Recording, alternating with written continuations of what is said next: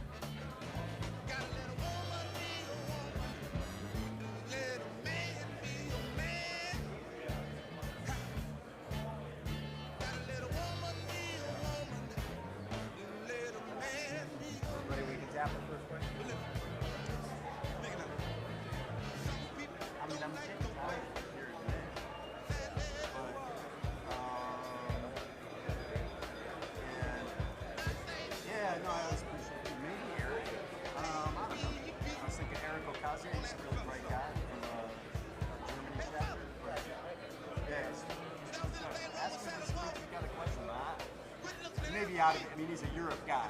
So,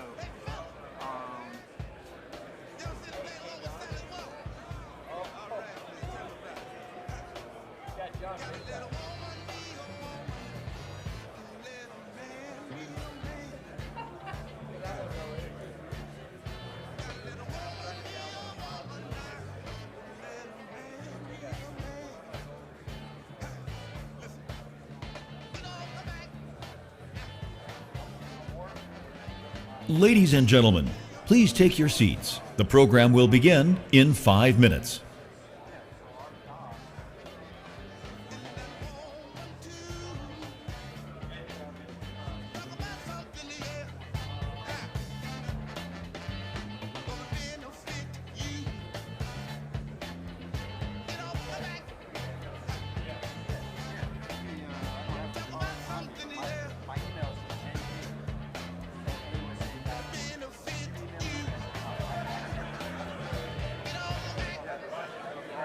I mean, it's not our memo, it's actually Army's. Right.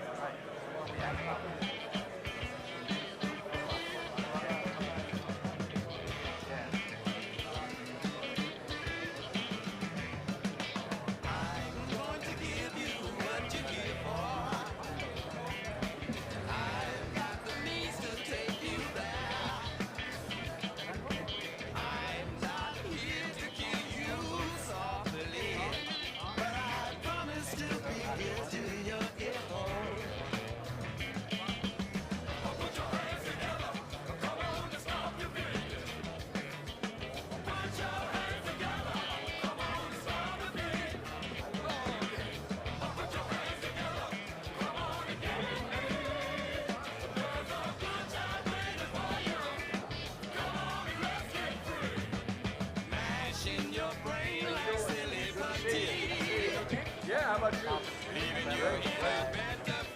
Yeah, okay. No problem.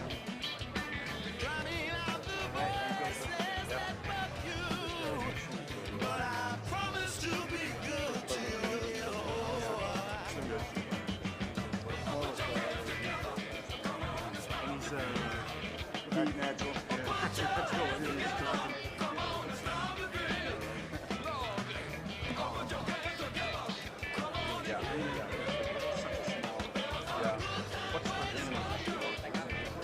Oh, it's first course.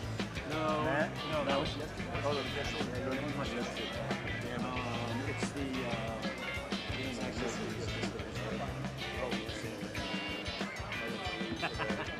yeah, but then Clark's panel is all the chiefs at the very end. So that'd be, I mean, it's a strong pick.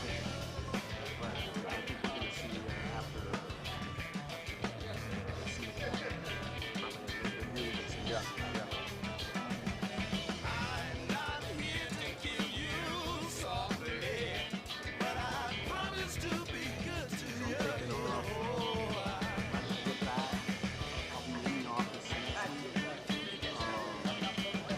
Ladies and gentlemen, please take your seats. The program will begin in 2 minutes. Deserve it. Especially after the Guam trip. Big 2 weeks.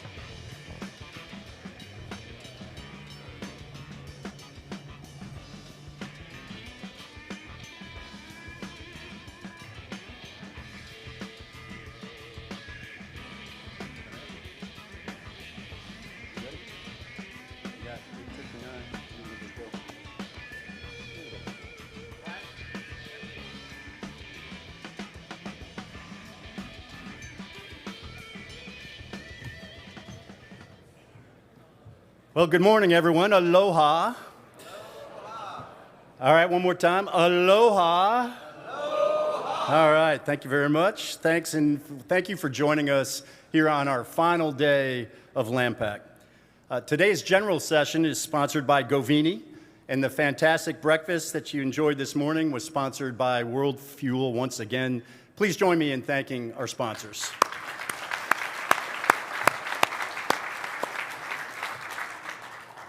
This morning, I'm delighted to introduce to you Major General Sai Dusian, Chief of Army, Singapore Army, a leader at the forefront of Indo Pacific security. From commanding the 3rd Singapore Division to his current role as Chief, Major General Sai has been a tireless advocate for agility, decisiveness, and multi-domain readiness. Ladies and gentlemen, please join me in a warm welcome for Major General Sai.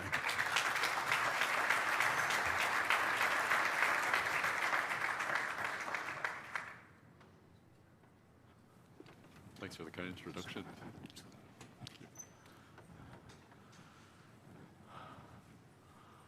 Well, if you saw General Brunson, General Clark, and I, you could be forgiven for thinking that to give a keynote at LANPAC, a certain hairstyle is required.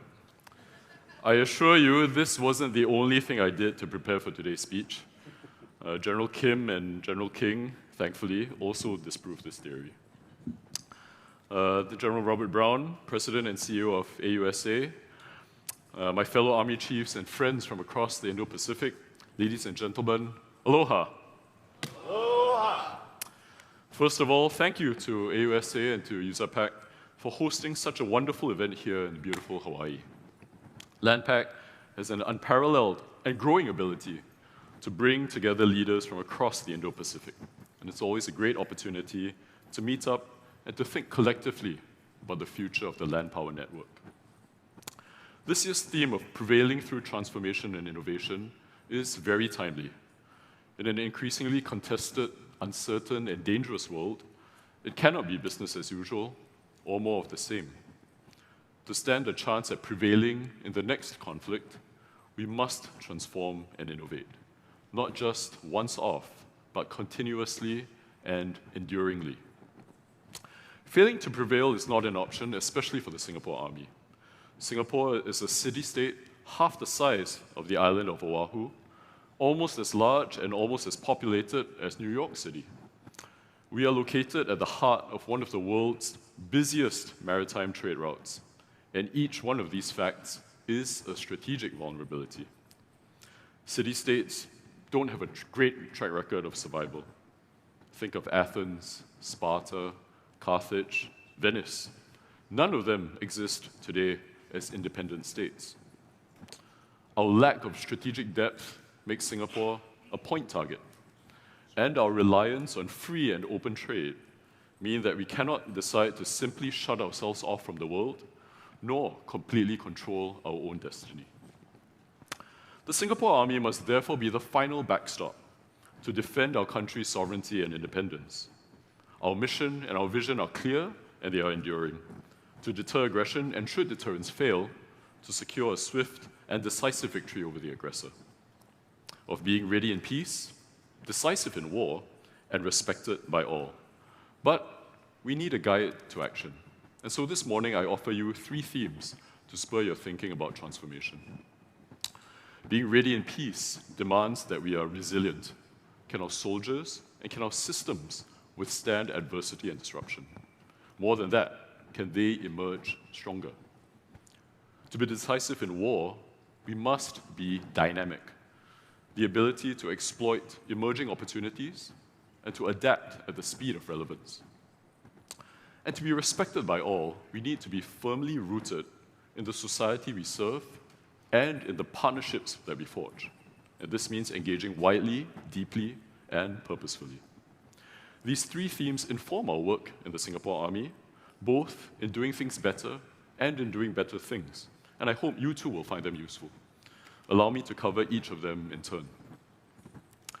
By now, I think we are all sold on the critical importance of industrial capacity, of supply chain resilience, and the ability to generate combat power in a timely and sustained manner. As General Brunson put it in his keynote, sustainment is the teeth not the tail. Put another way, amateurs talk tactics, professionals talk logistics. So here, let me start by talking about the two things that typically come at the end of any military talk: people and logistics. I'm going to start with them. Put another way, our soldiers and our systems. Because to be truly resilient, we need to excel at both.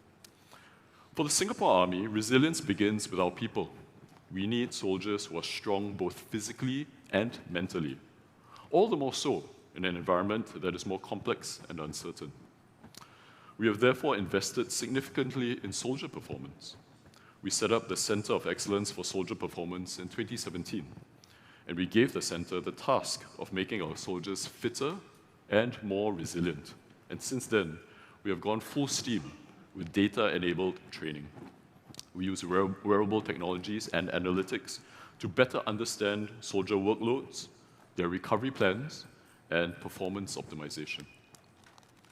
Every soldier enlisting into the Army today is issued with their own personal smartwatch. We have to analyze and aggregate the data to inform how we design our training. We have to also forward deploy physiotherapists to our combat units to provide more responsive care and to prevent injuries before they occur. We've also undertaken efforts to improve our soldiers' mental resilience. So rather than simply breaking them down and building them up in the traditional model, we worked with our psychologists to establish a science-based mental resilience program for all our recruits, arming them with techniques to better manage adversity and failure. Psychological resilience is a muscle that we need to develop, no different than the muscles we build to lift heavier or to run faster. We load our soldiers progressively, we check in with them periodically, and we calibrate. Apart from making our soldiers more resilient, we also want to maximize their potential. As warfare evolves, so too does the diversity of operational roles. Drone operators and intelligence analysts are just as much on the front lines as our infantry soldiers these days. And so, we had to recently update our medical classification system and our vocational deployment process to better reflect these emerging realities. This allows more of our soldiers to contribute meaningfully across a wider range of operational roles. Soldiers who are purposefully deployed and meaningfully engaged, regardless of their physical condition. To support our resilient soldiers, we need more resilient systems. As we become a more platform-centric army and induct new capabilities, we become increasingly dependent on complex supply chains, both physical and digital. And this creates new vulnerabilities. We first need to identify where the dependencies and the vulnerabilities are. And so we're investing in supply chain intelligence. We track hundreds of supply chains across spares, ammunition, even medical supplies. And we need to keep doing more to better forecast demand and then to build our stockpiling and our procurement strategy around it. What does this entail? We need to partner local industry to expand domestic manufacturing of ammunition and drones. We need to scale up the remanufacturing of spare parts. We also need to proliferate capabilities like additive manufacturing or 3D printing more widely and to make this a baseline capability. So rather than to wait years for spares to come, tactical units need the organic capability to print spares on demand, or even better, to modify their equipment out in the field to better suit their operational needs. As our army becomes more mobile, more digitalized, and more unmanned, an emerging area of resilience that we look at very closely in the Singapore Army is around power and energy. As these systems proliferate, we will all become increasingly dependent on batteries, charging infrastructure, energy storage, even distribution. In future conflicts, it is not an understatement, it's not an exaggeration to say that energy may become as operationally decisive as ammunition. We therefore need a strategy for energy resilience. Can we produce, can we stockpile, can we transmit enough energy to our frontline units so that they can sustain the fight? In the near term, we can field mature technologies like mobile microgrids, while seeding developments in emerging areas like hydrogen and methanol fuels, as well as novel storage and transmission solutions.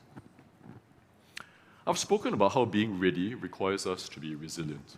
And the thought here is this: Warfare is a competition not just between militaries, but it's a competition between ecosystems. Can your ecosystem generate and sustain combat power reliably, consistently, over a protracted period, if required? Can your ecosystem train soldiers properly, both mentally and physically, and then deploy them in meaningful ways? How robust are your systems of sustainment, supply, production, even regeneration? Resilience is our ability to preempt, to withstand, and then to overcome disruptions, to ensure that our ecosystem can outlast that of our adversaries. The second theme I'll cover today is about being dynamic. Resilience allows us to overcome challenges, but we also need to seize opportunities. To be decisive in conflict and war, we must be dynamic. We are used to developing capabilities. Many of us in many armies are used to developing capabilities in a deliberate, methodical way. And to be clear, long-term planning continues to be essential. But it's no longer enough. The speed of transformation and the speed of obsolescence are accelerating. Emerging technologies evolve on a vastly different timeline. New variants appear in months, they're adapted in weeks, and they get replaced as quickly as threats evolve. Our armies must be able to handle both the deliberate development of capabilities and the agile iteration. In short, we need to be multi-speed armies. Unmanned systems is arguably the most important and urgent area to put this idea of the multi-speed army into practice. The proliferation of unmanned systems has fundamentally changed how armies see, sense, strike, and survive. And they are evolving extremely quickly.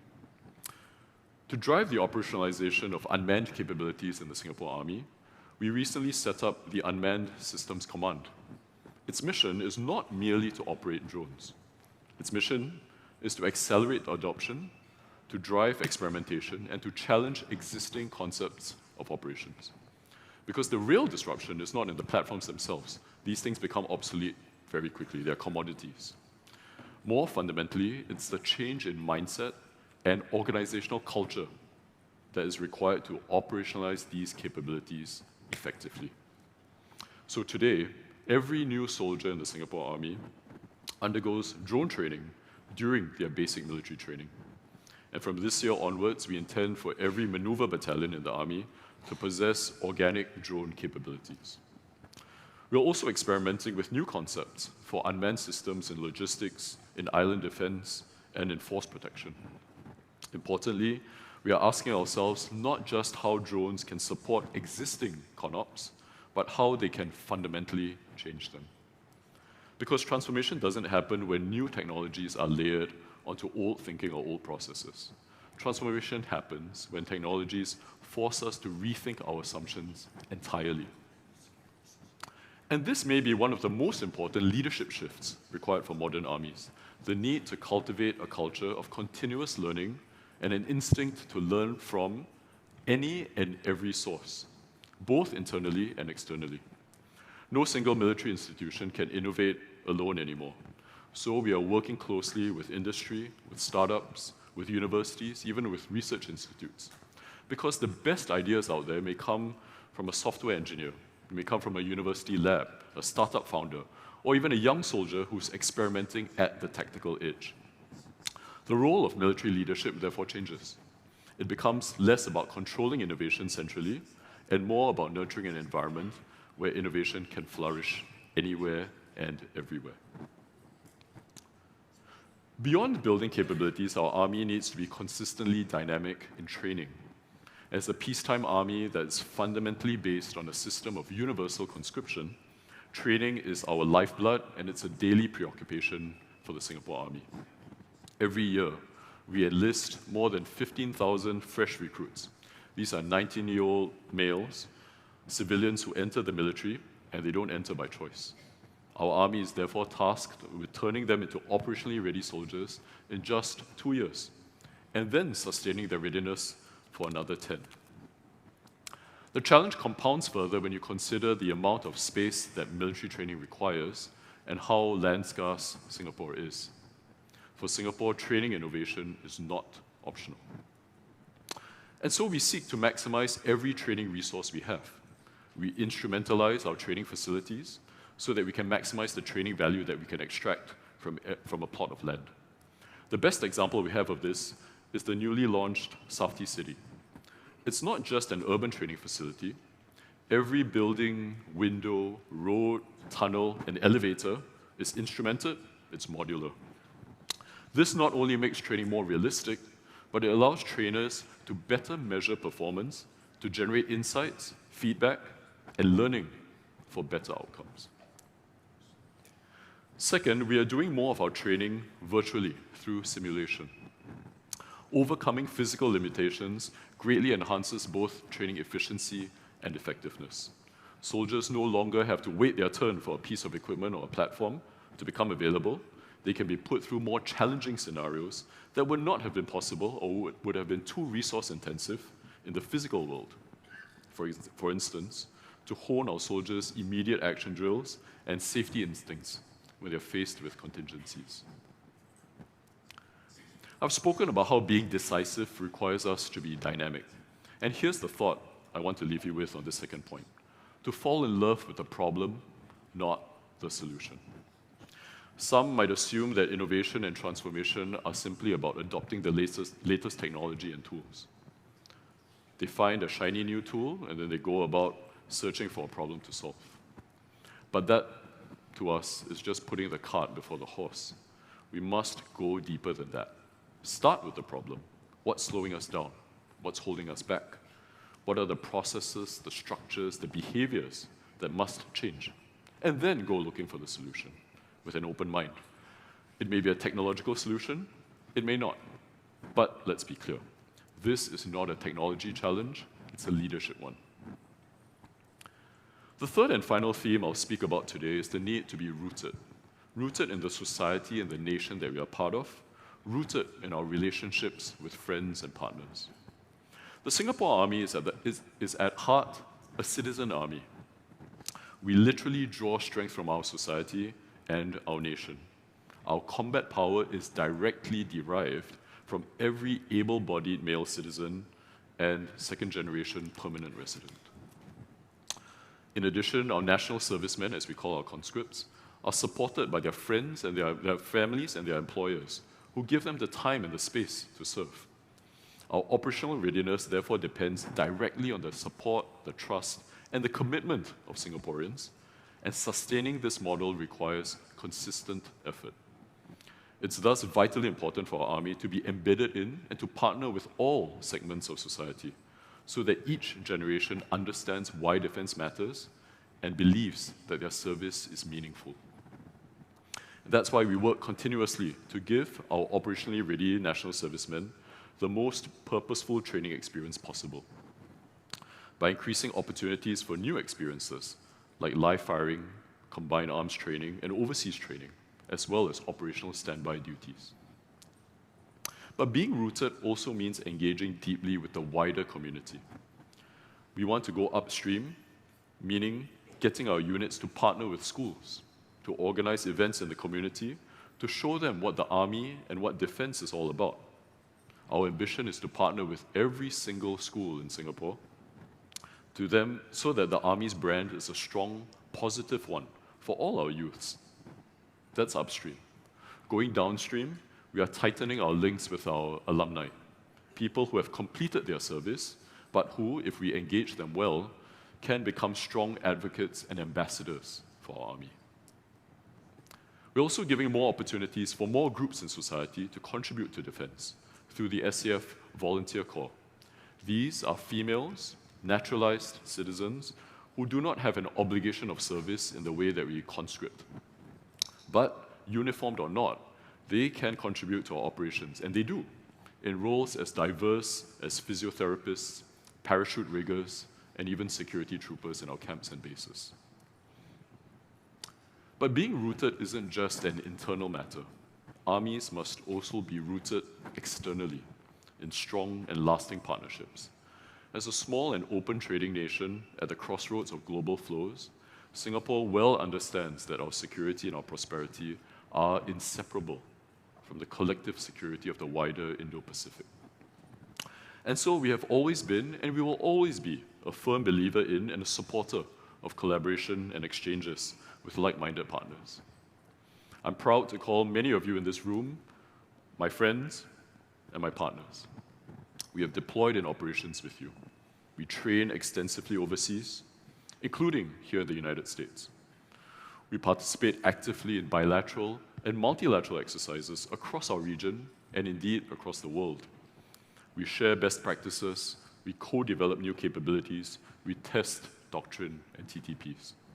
We recognize that no army can address emerging challenges alone because our region is simply too interconnected and the operational and strategic challenges are simply too complex.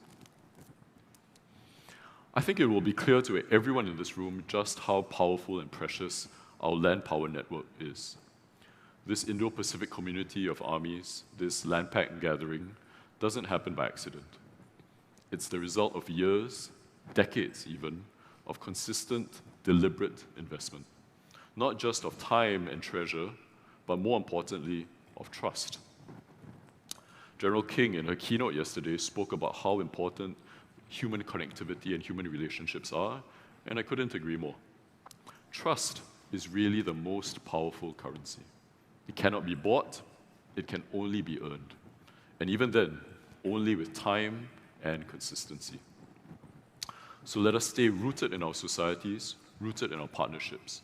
Just as we draw strength from these connections, so too should we give strength to them.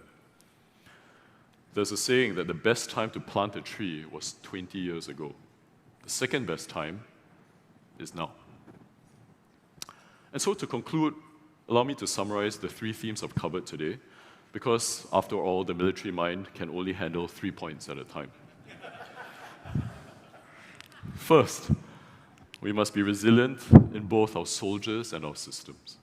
War is not just a contest between militaries, it's a contest between ecosystems and who can sustain the fight better. Second, we must be dynamic, not just as a matter of technology, but as a matter of culture.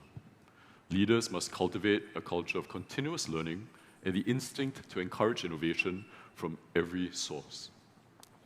And last, we must be rooted in the societies we are part of and with the partners and the friends that we nurture. We draw strength from and we give strength to these connections, and we earn trust every step of the way. As we collectively make this journey of transformation, the Singapore Army is very proud to be a part of this great network and to call all of you our friends. I look forward to your questions. Thank you.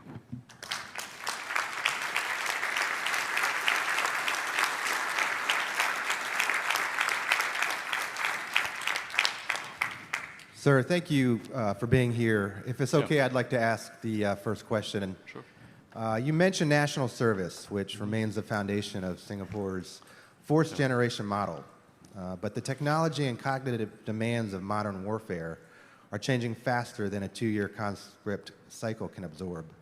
How is the Singapore Armed Forces thinking about the tension between mass, which national service provides, and the depth of expertise that emerging warfighter domains require?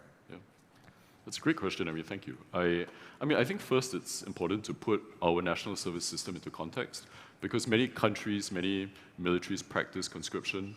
They have the concept of the total force where you have the active component, you have the reserves, you have the National Guard, the reserves in the US. For us, national service, to be absolutely clear, is not a reserve concept. It's front and center. These are frontline troops raised, trained, and sustained into coherent, cohesive units. And so because of that, the way we organize and the way we run national service is with that goal in mind. It's not about building soldiers that you can then use to reinforce standing units. You need to build coherent command structures. National servicemen are led by their fellow national servicemen. You have battalion commanders, brigade commanders, division chiefs of staff who are themselves national servicemen. And so that is the challenge for the Singapore Army, but it's also a tremendous opportunity. Because when you talk about breadth, it's not just the breadth of the units and the range of roles that they're placed in, but also the depth that we can go into, because many of these national servicemen, they serve not just for their statutory obligation for the 10 years that they're put into national service, but many of them serve well beyond that. They rise to very senior positions, and because of that, that allows us the depth of their experience, their expertise. In many cases, they stay longer in a particular unit than a regular professional soldier would, because they grew up in the unit, they're raised in that unit, they lead that unit, they retire with that unit. And so that's a very powerful concept that I think is quite unique in the Singapore context. But that said, I think the other point I'd like to add is that when we talk about the depth of expertise and the range of sensibilities that our national servicemen have, we think that's a great advantage for us. So when you think about emerging technologies like unmanned systems, like power and energy, artificial intelligence, in many cases, the state of the art doesn't reside internally within the military. In a lot of these cases, the cutting edge is actually out there. It's in the private sector, it's in industry, it's in startups. And so we think a lot about how we can tap on, optimize that opportunity by reaching out to our national servicemen who may themselves be startup founders, who may themselves be running multinational corporations. They're CEOs outside. They've got a great breadth of experience that we can leverage to make the Singapore Army stronger. That's, we think, a tremendous advantage. Thank you. Hey, General Scythe, sir, thank you again for your partnership as one of our strong allies in a very difficult region of the globe. Mick Bednarik, Fluor Corporation. I had to wrestle the microphone from Gavin Gardner here. We wanted to talk about supply chain logistics Gavin's a good all friend. day long. He's been by Singapore a few times. I know. But, sir, you highlighted a lot of the themes in this conference has been transformation initiatives, artificial intelligence that you highlighted, and certainly people, and you zeroed in on that. But you also highlighted and took some time to talk about supply chain resilience, and particularly in your area where you are across the Pacific. What do you see as the toughest Achilles heel, the biggest challenge that you have of a supply chain and getting the capabilities that you need to maintain your readiness as a force, and how can our industry partners here help you? Sir, thanks. Yep. No, thank you, sir. It's a great question, something we think about a lot. I think the first and probably the most difficult thing to do is to gain awareness, first and foremost, right? For many of us, I think we've grown up in, or we've been used to a world and times where interconnection, globalization have just been the linear trend or the very secular trend over many decades. And now we are seeing a world where those truths or those realities are being challenged daily. And so I think the first order of business for us, at least in Singapore, is to gain a better handle, gain a better awareness of how our supply chains are mapped. Not just the first order suppliers, but the second order suppliers, the third order suppliers, the sub-suppliers and the subcontractors that feed into those supply chains. You need to have a much better visualization of that reality. And then that's where you go in and you understand, okay, where are the vulnerabilities, where are the single sources of failure, where are the fragilities that you then need to address. And so I think awareness is really the first order of business. The second is in maintaining a diversity of capabilities. And when I say this, I mean, and I think this is true not just of small countries like Singapore, but even large countries the world over, where to be completely autonomous, completely self-sufficient, for us is a pipe dream. It's absolutely impossible. We know that we need to stay connected. We know we need to stay open to the world. And so it's about maintaining a balance. On the one hand, building up our local and domestic capabilities to fulfill supply or to build up our local production and manufacturing capabilities. And we're doing so in areas like drones, for example, unmanned systems. But at the same time, we know that we're not going to fulfill 100% of demand just through domestic production. It's not possible. And therefore, having a diversity of suppliers, diversity of sources becomes absolutely essential. You want to be able to balance and kind of alternate and spread across both the domestic capability as well as the international partnerships. And that's why the partnerships are so important. Not just partnerships between militaries, but partnerships between militaries and industries in some cases. But thank you for the question. Hi, good morning, sir. Hi. Thank you for that answer, because it actually tied into, I wanted to question, my question is, so you mentioned about AI and those partnerships. how is the Singapore Army working to maintain or improve the level of readiness in terms of interoperability with the U.S. Armed Forces? Thank you. I mean, it's a great question. And I think this idea of interoperability, it's both, and you know, General King talked about this, I think, a fair bit during her keynote, right, where you can have interoperability of systems, you know, C4, connectivity, radios, and all that. But more fundamentally, it's the connectivity among forces, right? Like, and I mean this not just at the senior levels. I mean, we can all get together in a room. We've got great chats among the chiefs. We've built up, you know, I think, a very strong network of partners and friends. But that idea of interoperability, I think, extends far beyond that. It's at all levels, right? It's at the NCO level, and that's why I really appreciate the opportunity. And I think it was a great idea that USAPAC put together the Readiness Challenge. And that was a great opportunity for, at the NCO level, to exchange TTPs, to talk about, you know, the way they do basics like clearing obstacles, like tactical shooting. But it's also at the junior officer level. And this is where friendships are forged. This is where the partnerships really start to come together. I think it's at multiple levels. So that's the first thing I would say. The second, I think, is the value and the distinct value of both bilateral and multilateral exercises and partnerships. And I think both play a complementary role. Bilateral partnerships, I think, are very important. Bilateral exercises have a tremendous value because they allow partners and friends to go very deep into specific capability areas, into specific operating concepts. Multilateral partnerships, we believe, are very valuable for a distinct reason, and that's to showcase and to bring together a larger family, a larger network, a larger community of friends, right? The ability to interoperate amongst a larger group. And that is where you go very broad. So the ability to go deep with bilateral partnerships, but the ability also to go broad with multilateral arrangements, I think, is what makes something like the Land Power Network, like the Indo Pacific community, so interesting and so full of potential, because it's both. It's both bilateral depth and multilateral breadth. Sir, thank you so much for being here. Please give General Tsai a big round of applause. All right. Thank you.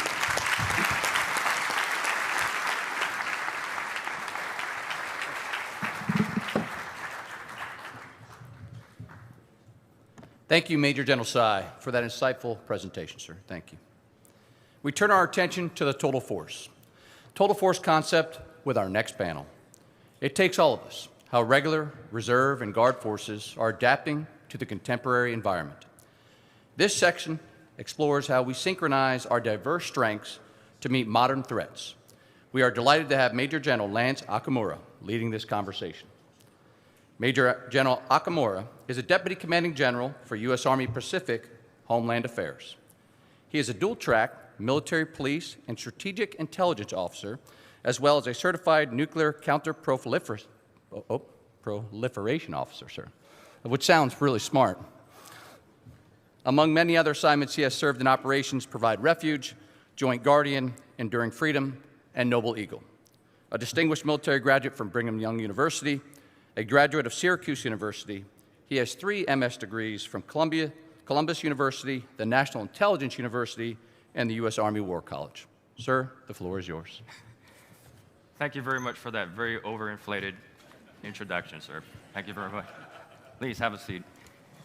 Ladies and gentlemen of the Land Forces of the Pacific, good morning and aloha. Aloha. Welcome to our panel, right, entitled It Takes All of Us, How Regular Forces, Reserve Forces are Responding to Crisis and Adapting to a Contemporary Environment. But first and foremost, hats off to AUSA and to all the intelligence professionals in this ballroom, because I will share with you, having served a large portion of my career in the intelligence community, I will share with you that AUSA and all of you have set the perfect conditions for successful interrogation of our panel members this morning, right? And you ask, what are you talking about, Lance? Well, first and foremost, AUSA says the requirement for us to be part of this panel is to be dressed in the most stiffest, warmest, uncomfortable uniform in the tropics of Hawaii. Conditions number 2, we're going to turn up the heat by filling this ballroom with more people and turning down the air condition. As you notice, as our panel members approached on the stage, they begin to have a sweat on their brow and trickling down on their sideburns. Conditions number 3, as you can tell, you're spreading out these very bright heat lamps directly in our faces so that we are completely blinded and disoriented as we try to answer to all your questions today. And then number 4, Lance, you have 10 ounces of water for your panel members. Good luck as you sweat through the next 35 to 40 minutes for this panel. And more importantly, General Clark, condition number 5, General Clark, we had the opportunity to talk and shake hands. And the first thing he says, with a smile, he says, good luck.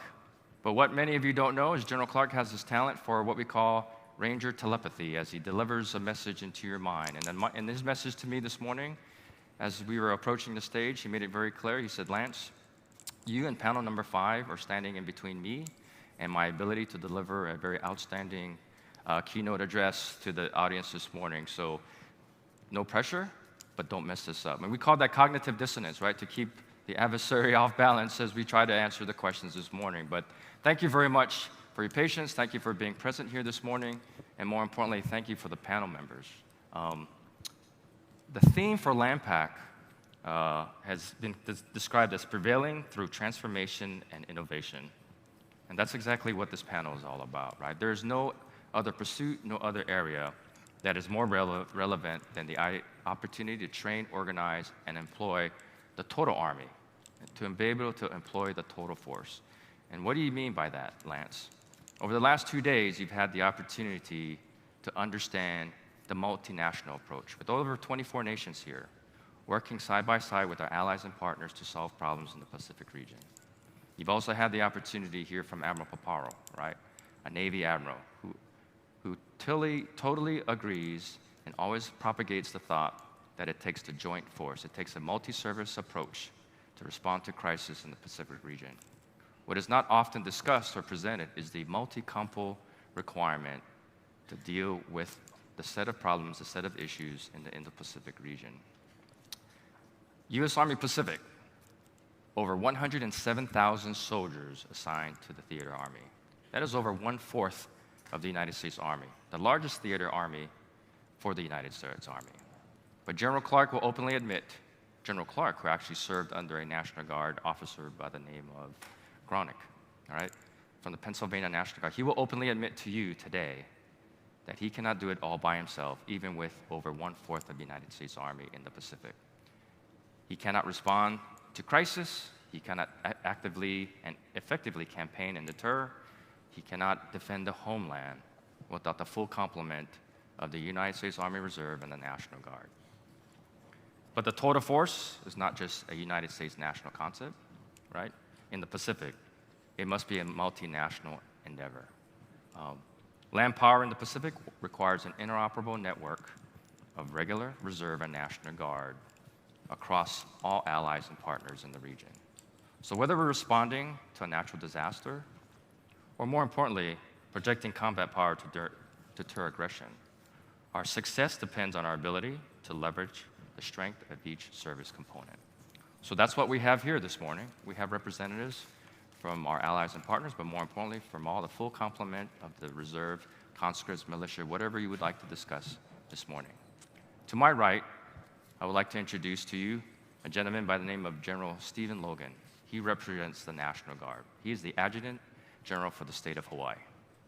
What's very interesting about Steve is he's not only the Adjutant General for the state of Hawaii, he is also the Director for Emergency Management. And number 3, if I'm not mistaken, he also at one point served as the Homeland Security Advisor for the Governor for the state of Hawaii. So 3 duty assignments, but only 1 salary. The other interesting piece about Steve, if you research his history, is he has a distinguished career in the National Guard as an aviator. What is not known a lot about Steve is that on his civilian career, he had a long, veteran, distinguished career serving with the Honolulu Police Department. And guess what he did in the Honolulu Police Department? He flew helicopters. So his civilian career clearly translated into his success in the National Guard. To his right, we have the opportunity to hear from a good friend by the name of Brigadier General Mark Mark Armstrong, right? What is unknown is that, yes, there is the first Australian division in Australia. However, there's also a second Australian division. And what's really interesting is that this division is responsible for defending Australia and total integration of the theater mission in accordance with the Australian National Defence Strategy. In his civilian career, Mark also serves as the head of Queensland's State Emergency Service, comprised of 200 employees, but 5,500 volunteers who are responsible for responding to natural disasters throughout Australia. Interesting enough, Mark is also a doctor. He has a PhD. He wrote this one thesis, which is very interesting reading. I would recommend anyone in this audience to look at it. It's called One or Two Armies, Relevant or Not, The Analytical History Since 1999. So I highly recommend you take a look at that. To his right, we have the opportunity to hear from Brigadier General Catherine Tremblay. We here in the Theater Army are very privileged to have a Reserve Component Theater Enabling Command assigned to this Theater Army, which is very fortunate for us. For those of you who understand the reserves, right, the preponderance of our sustainment, protection, intelligence resides in the U.S. Army Reserve. So she has that privilege of overseeing the reserve formations and soldiers in the Pacific Theater. What's also unknown about Catherine is that she wears a second hat, right? She's our Deputy Commanding General for Mobilization.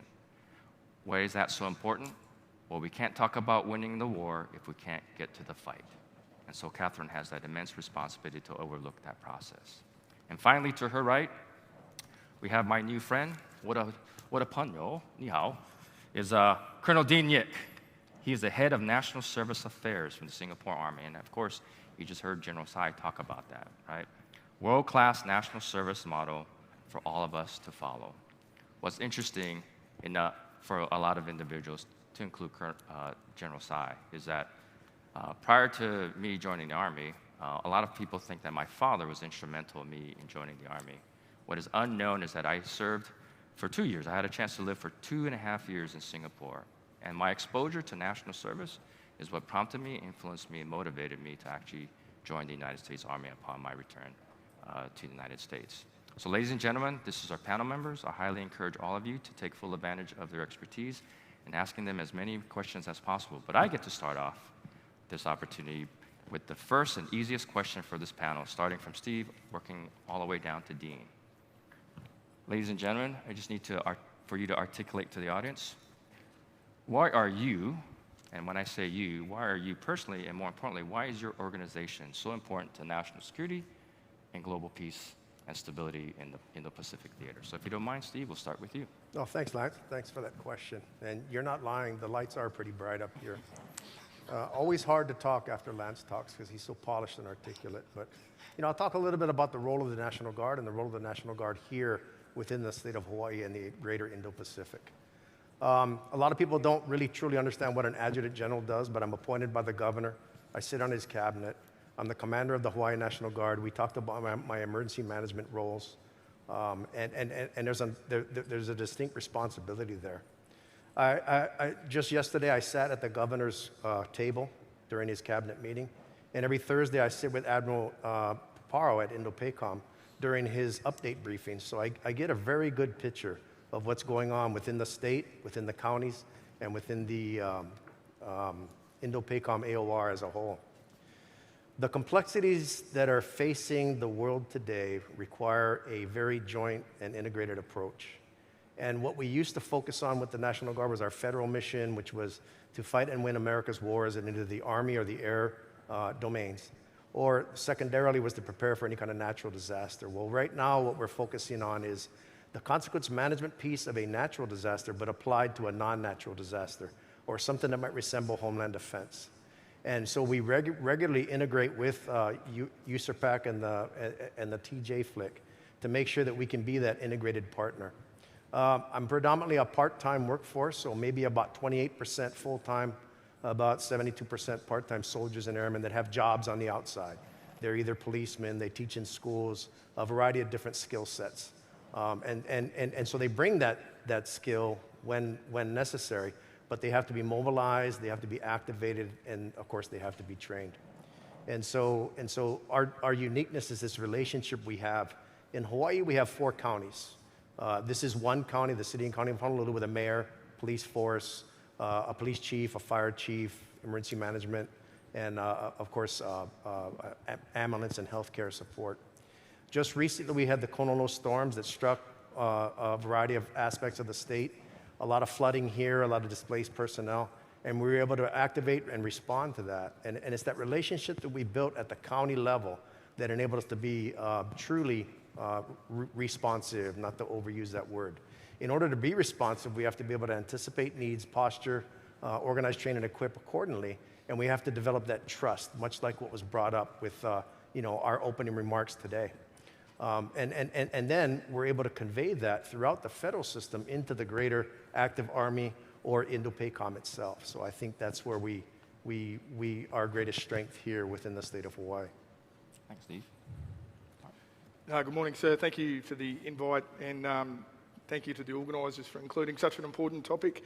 So I represent the 2nd Division. I'm the Deputy Commander of that division. As brief, there's 2 infantry heavy warfighting divisions in the Australian Army. The 1st Australian Division is a regular Army dominant and has the role of expeditionary operations.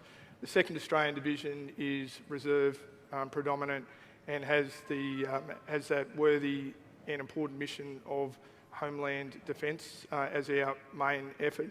The 2nd Division consists of around 10,000 soldiers who are located right around the Australian mainland.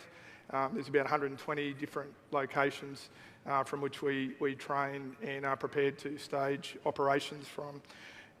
The Army Reserve, like our Army as a whole, has been undergoing a series of evolutions. Prior to 2000, the Australian Army Reserve was essentially a Cold War strategic reserve. It was hollow.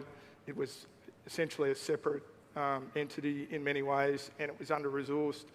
Through the 2000s, the Army Reserve evolved into an operational reserve, one that could provide individuals and teams to support our expeditionary operations overseas in the Middle East and the Pacific, whilst the ADF was heavily committed to those theatres. More recently, we've evolved again to be an operational reserve, but one that is operating in a divisional or a joint task force structure and optimised for homeland defence. That homeland defence mission is a challenging one. We've got vast distances across the Australian mainland. We have the nature of the threat is a challenging one.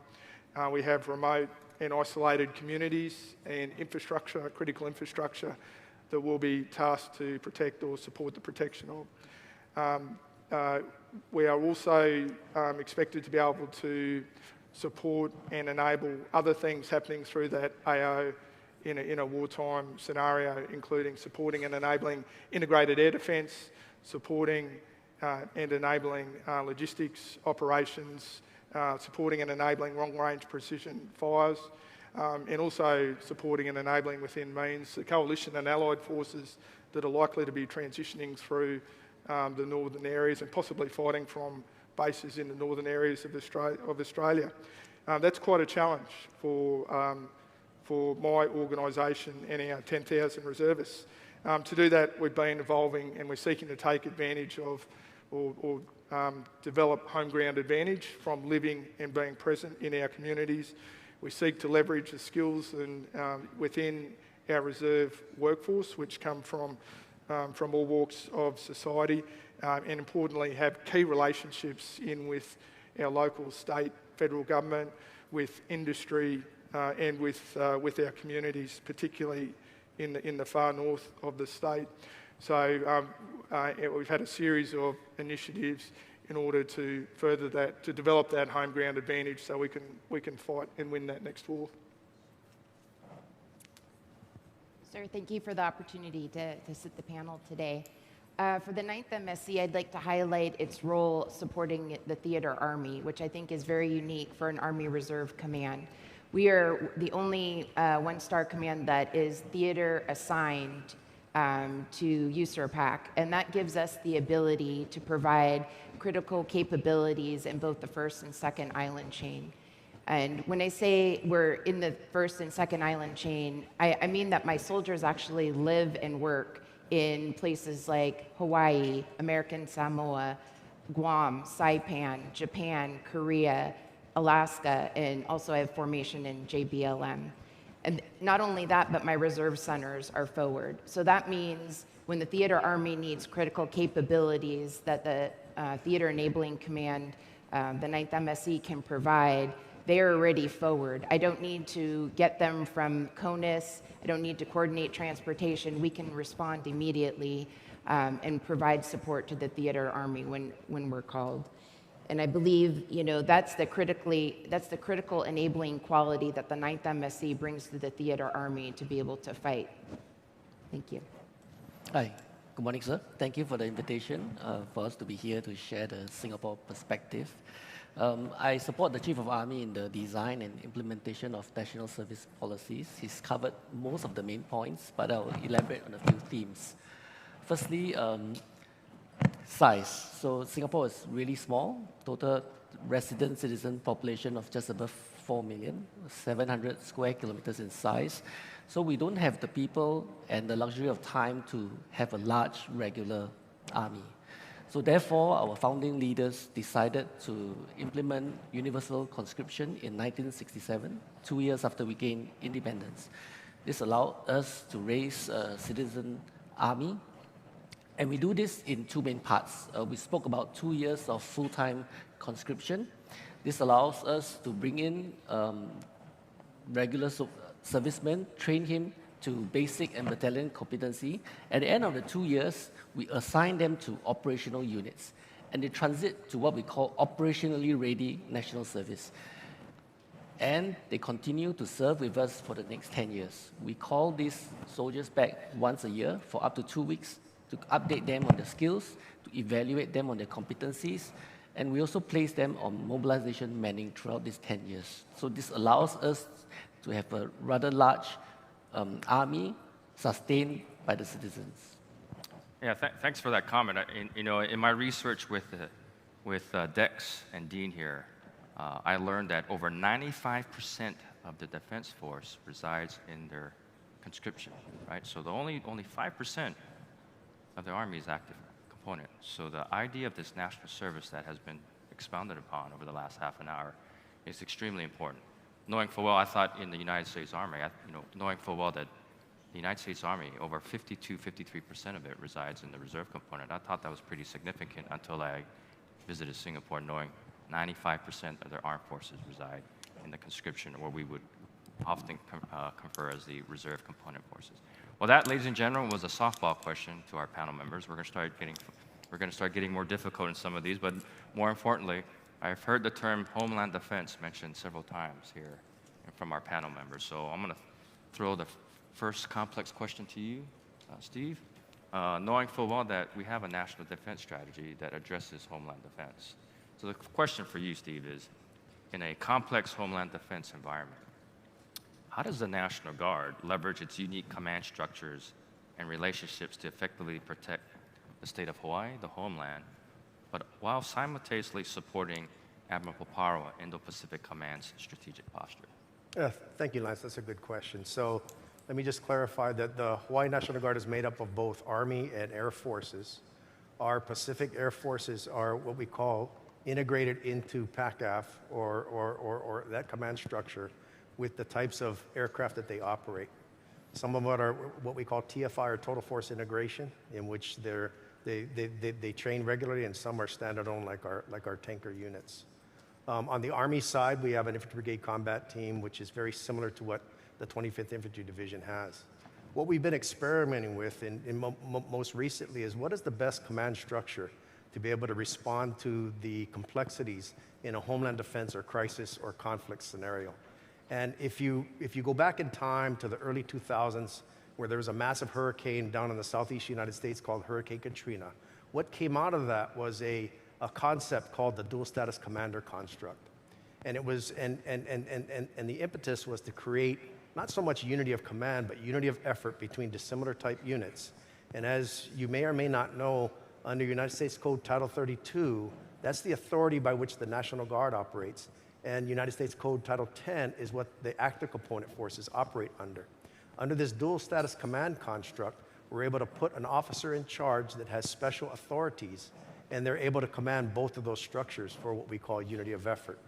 Most recently, we've done that during the 2023 Maui wildland fires, where we had just had our major National Guard unit come back from a combat training center rotation. A lot of our equipment was still coming back on rail from Louisiana. So we were able to do that in Maui and effectively bring that together. One of the benefits is that through what we call the Emergency Management Assistance Compact Program, a National Guard unit can request for assistance, or the governor can request for assistance from all 53 other states and territories. And so it gives a broader breadth of a capability that we may not have or may not reside here. With that dual status command construct, it opens the aperture up even further. Through the Title 10 portion, the active component forces, or portion through Indo-PACOM, we can access some of the capabilities that are here or can be brought here. So it really gives us a better dynamic on what we're able to do. The authorities don't currently exist. We have exercised this throughout some of the ELITE exercise programs that have been here, like Pacific Sentry and Keen Edge. And we're looking to really build this out in another exercise in 2027 called Vigilant Guard. So we were very fortunate to be able to bring that here and coalesce it and align it to some of the exercise programs that have already been, put together. One of the critical things that we do, and I don't mean to use that word too often, but it's the critical infrastructure that resides outside of the federal fence line or establishment. So as you see, Hawaii is an archipelagic construct. We're geographically separated from the continental United States, much like many of our neighbors out here in the Indo Pacific. And it requires us to have a resiliency or a rapid response capability, because in all likelihood, assistance and supplementary assets may not be quick to come here. And the federal government comprises these critical infrastructure assets into 16 sectors, of which 13 are probably applicable to Hawaii. And the top 5, of course, are the ones that we focus on, which is energy, transportation, communications, water, and wastewater management. Any interruption in any of those, although being predominantly run by private or state entities outside of the federal government infrastructure, will have deep impacts inside the structure. So this ability to work together under that dual status commander construct can enable confidence that if it's being secured, if it's being protected, if it's continuing to operate for a longer period of time, that we won't see an impact to maybe a mission set that Indo-PACOM, the TJ FLIC, America's Theater Army, or PACOF, or any of the other service components would have to perform in that scenario. Thanks a lot, Steve. Now I'm going to turn it over to Mark here, knowing full well that you've made it very clear one of the roles and responsibilities of Second Div is defending the homeland. So I want you to put on your PhD doctor hat now, because I want to ask you a really tough question, right? Knowing full well with the emphasis on discussing evolving threats on the homeland, right?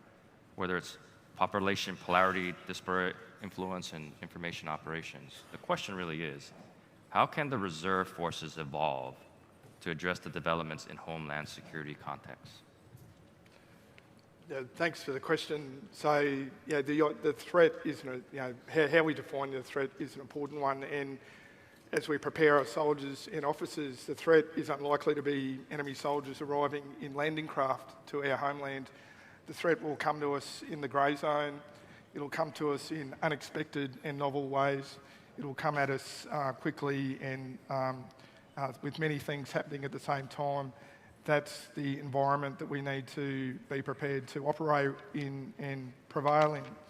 So how do we prepare our people for that is an important one. And what's been really powerful for the 2nd Division is that we now have a very clear mission, that Homeland Defence mission. It's an important and worthy one.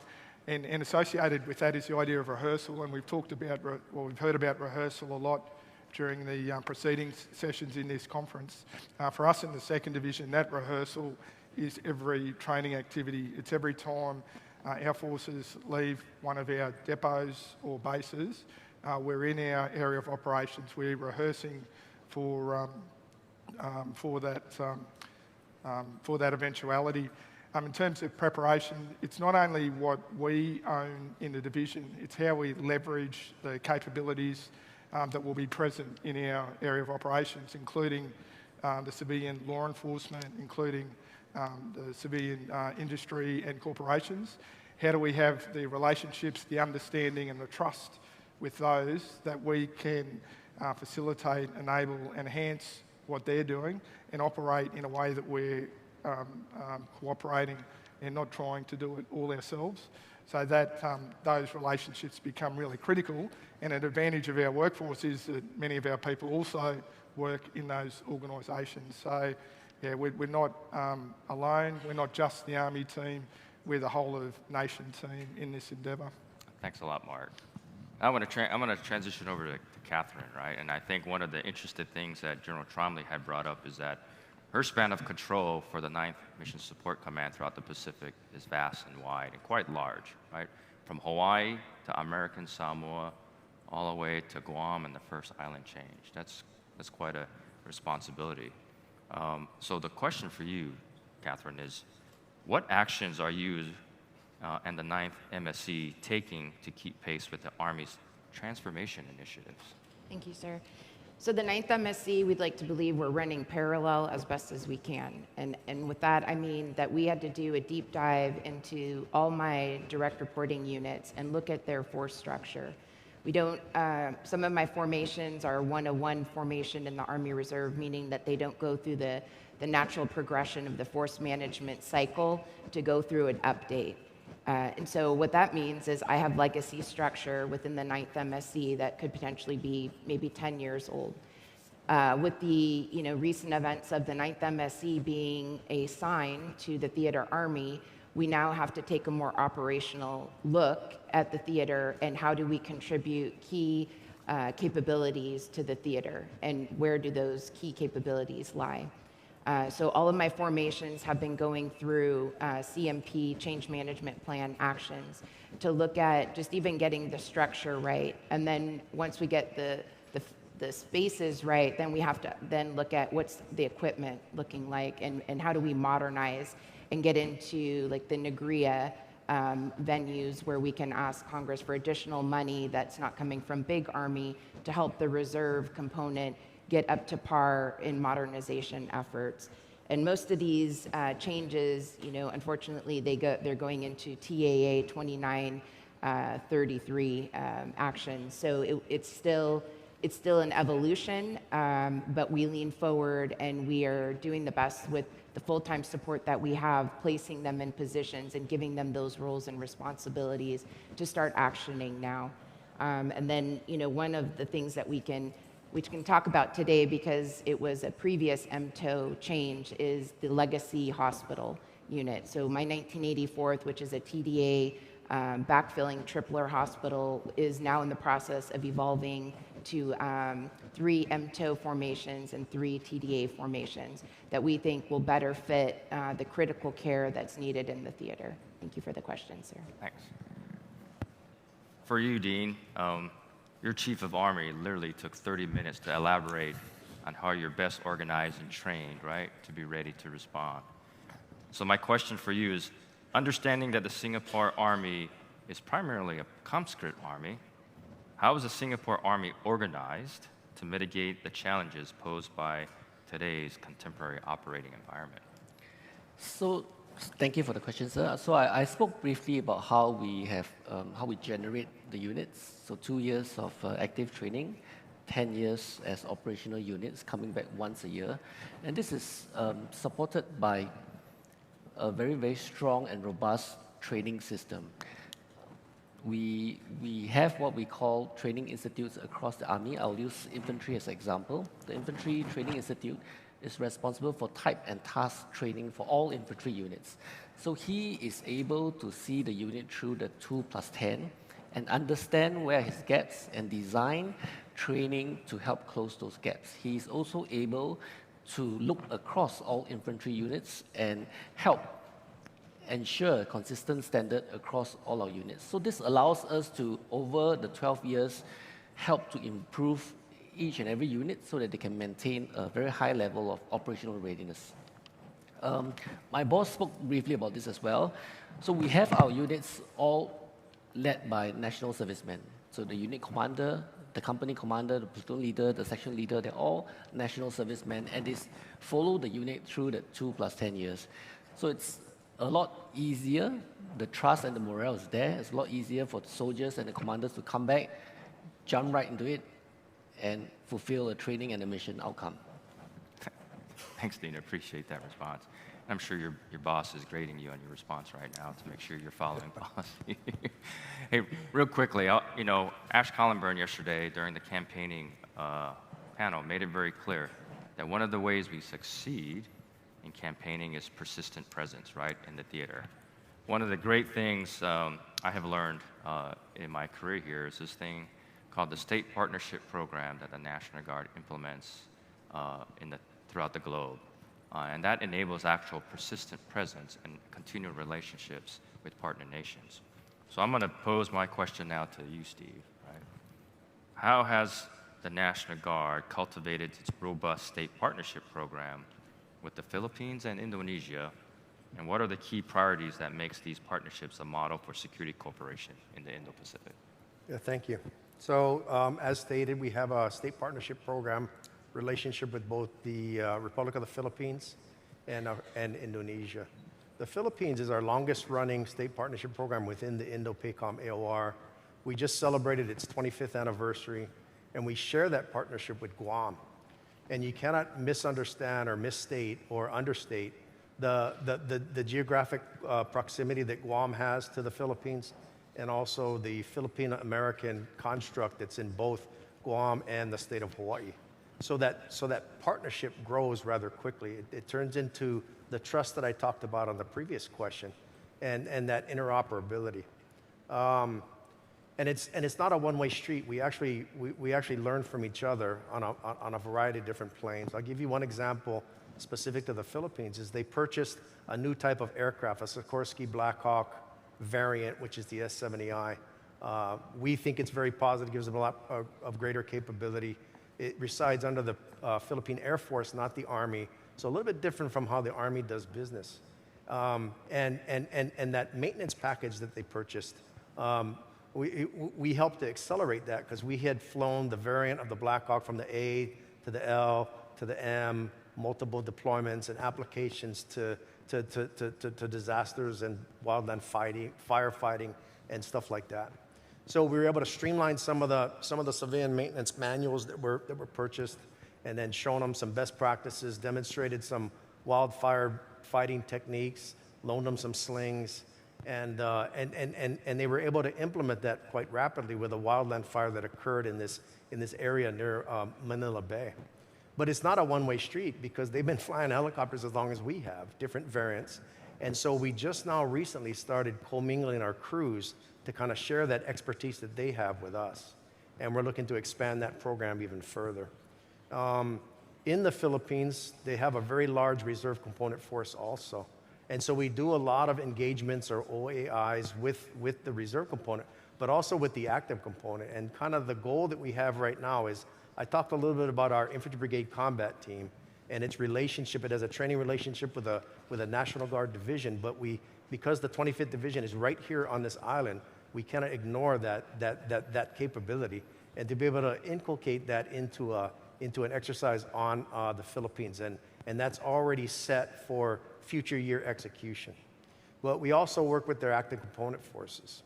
Now, for Indonesia, we're going to be, in fact, I'm going to fly out next month, and we're going to celebrate the 20-year anniversary. So it's been a good 2 decades that we've been working with the Indonesian forces.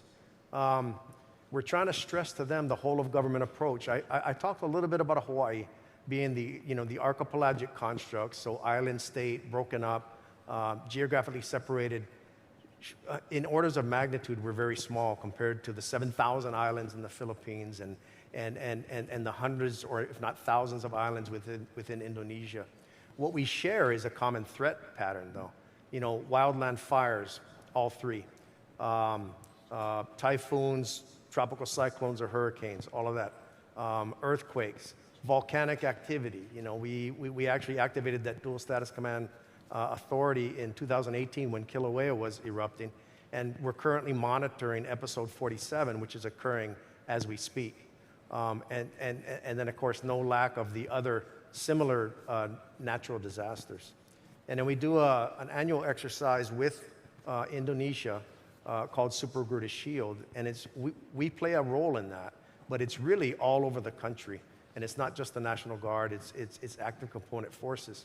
Most recently, to be more prepared for hurricanes and tropical cyclones here, we do an annual exercise called Makani Pahili.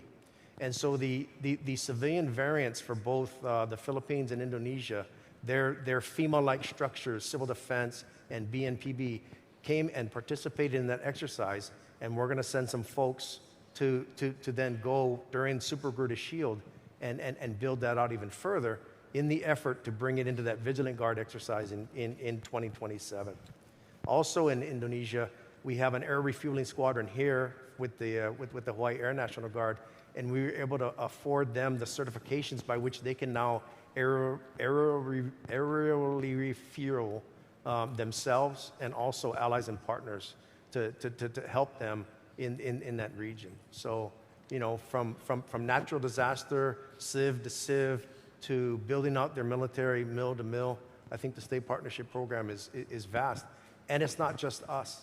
There's about 10 other states within the continental United States that have, I believe, 14 or 15 partners out here, and they do the exact same thing. So that ability, because we know we can't do it all alone, it requires our allies and partners to be just as effective and be able to have that joint interoperability that we're all seeking. So very, very, very proud of that program. You know, Mark, Steve brought up the topic of firefighting. And knowing full well I met your boss, Matt, although he's the commanding general for Second Div, he's also a firefighter, right? So he's a major component of emergency response in Australia. So my question for you is, what is the most effective way to mobilize a reserve force in times of crisis and contingency, noting that many reservists also occupy key roles in agencies or professions vital to national state-based security responses like firefighting and police? Yeah, no, it's an important question, and it's one that often comes up in the mobilisation discussions. I would offer it tends to get brought up in the negative, like it's a bad thing that that individual might be unavailable for the full-time military service is a net negative. I'd just like to switch that around a bit. I'd just like to offer, I think it can be a net positive. Those reservists that have those important roles in the civilian world, particularly emergency response, they have that deep knowledge and connection, that deep understanding that benefits defence or benefits Army every day, right up until that conflict.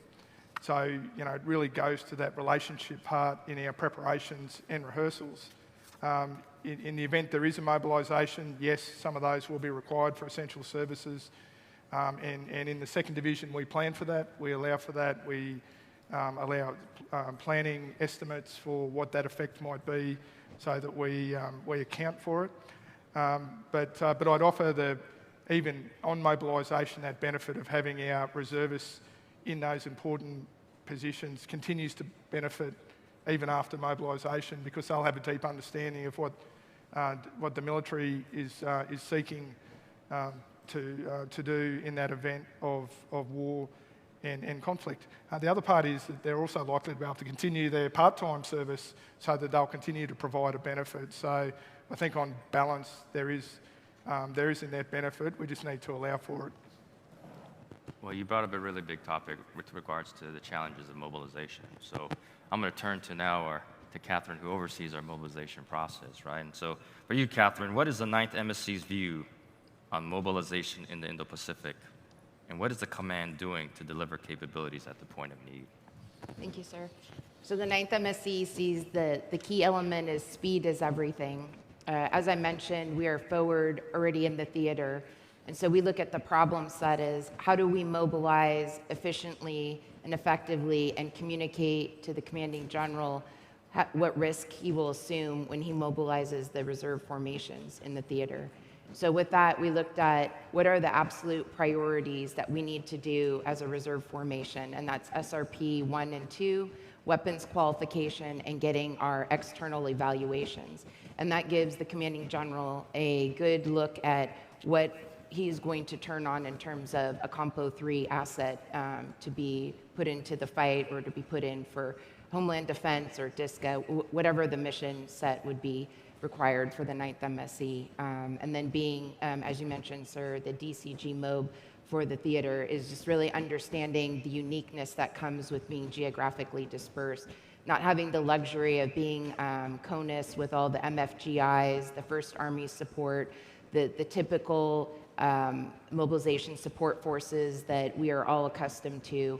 Our problem set is very different. And so we look at partnering, at each location, what do we have there from the Navy, the Air Force, or from within our own formation to be able to get the medical, dental, to get these simple kind of administrative tasks done, and then partnering with 196 Infantry to make sure as we participate in pathways rehearsals that we do this, it's for real. They take their equipment, they're getting an ex-eval, and we're not just doing this as a training to standard type of motion for the 9th MSC. So we take consolidated weapons ranges. We've prioritized that within the formation, that we're not just tasking the one little det in American Samoa to go do this on their own. We're consolidating at the headquarters and prioritizing funding to get those training sets all met at the headquarters level and prioritizing funding to do that. Thank you for the question, sir. So if you notice, between Steve, Mark, and Catherine, they've alluded to the fact that it takes a whole of Army and whole of government approach to be successful in this topic of being able to provide persistent presence and to be able to respond quickly to need. So this is going to be a great question for you, Dean, right? Because it's not just the whole of government. You guys have brought it up numerous times. It takes the whole of society. So my question for you is, conscription requires tremendous support and commitment from the community within the country. How does the Singapore Army gather and sustain political and societal support? So when we implement national service, we are guided by 3 principles. 1, for critical need, defense and security only. 2, conscription must be universal. So the exemption rates in Singapore are really low. 95-97% of people are enlisted every year.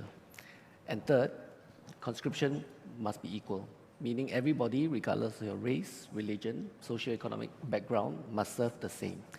So the principles help regular Singaporeans understand why they need to serve, because everybody does it. It's a way of life. There's a saying that if you gather a bunch of Singaporean men in a room, they may not know each other, but they will always talk about 2 things: food and national service.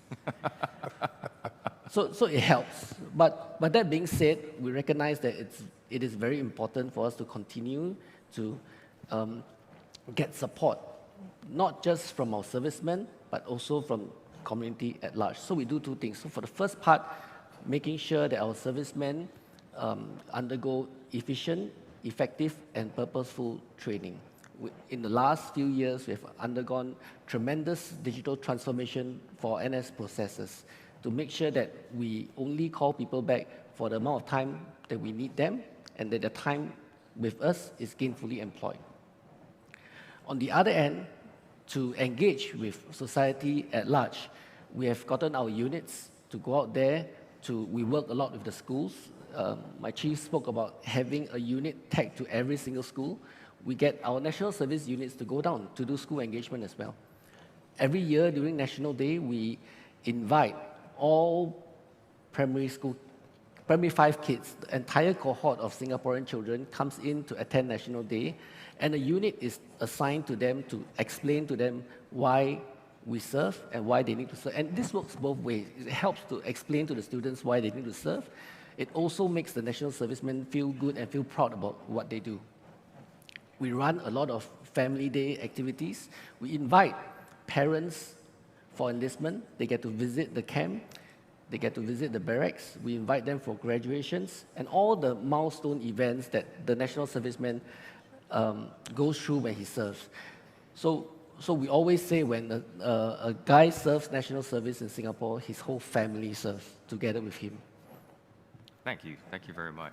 Now, ladies and gentlemen, I have in my hand about 32 cards from all of you, and I have less than 10 minutes to try and address all of them. So I'll be honest, I'm going to try and choose those questions that I think provide the biggest bang for the buck for all of you here this morning. And so this question is most applicable for every single one of you, knowing full well you represent the National Guard, Australian Reserve, the U.S. Army Reserve, and obviously National Service. And so this is going to be a tough one.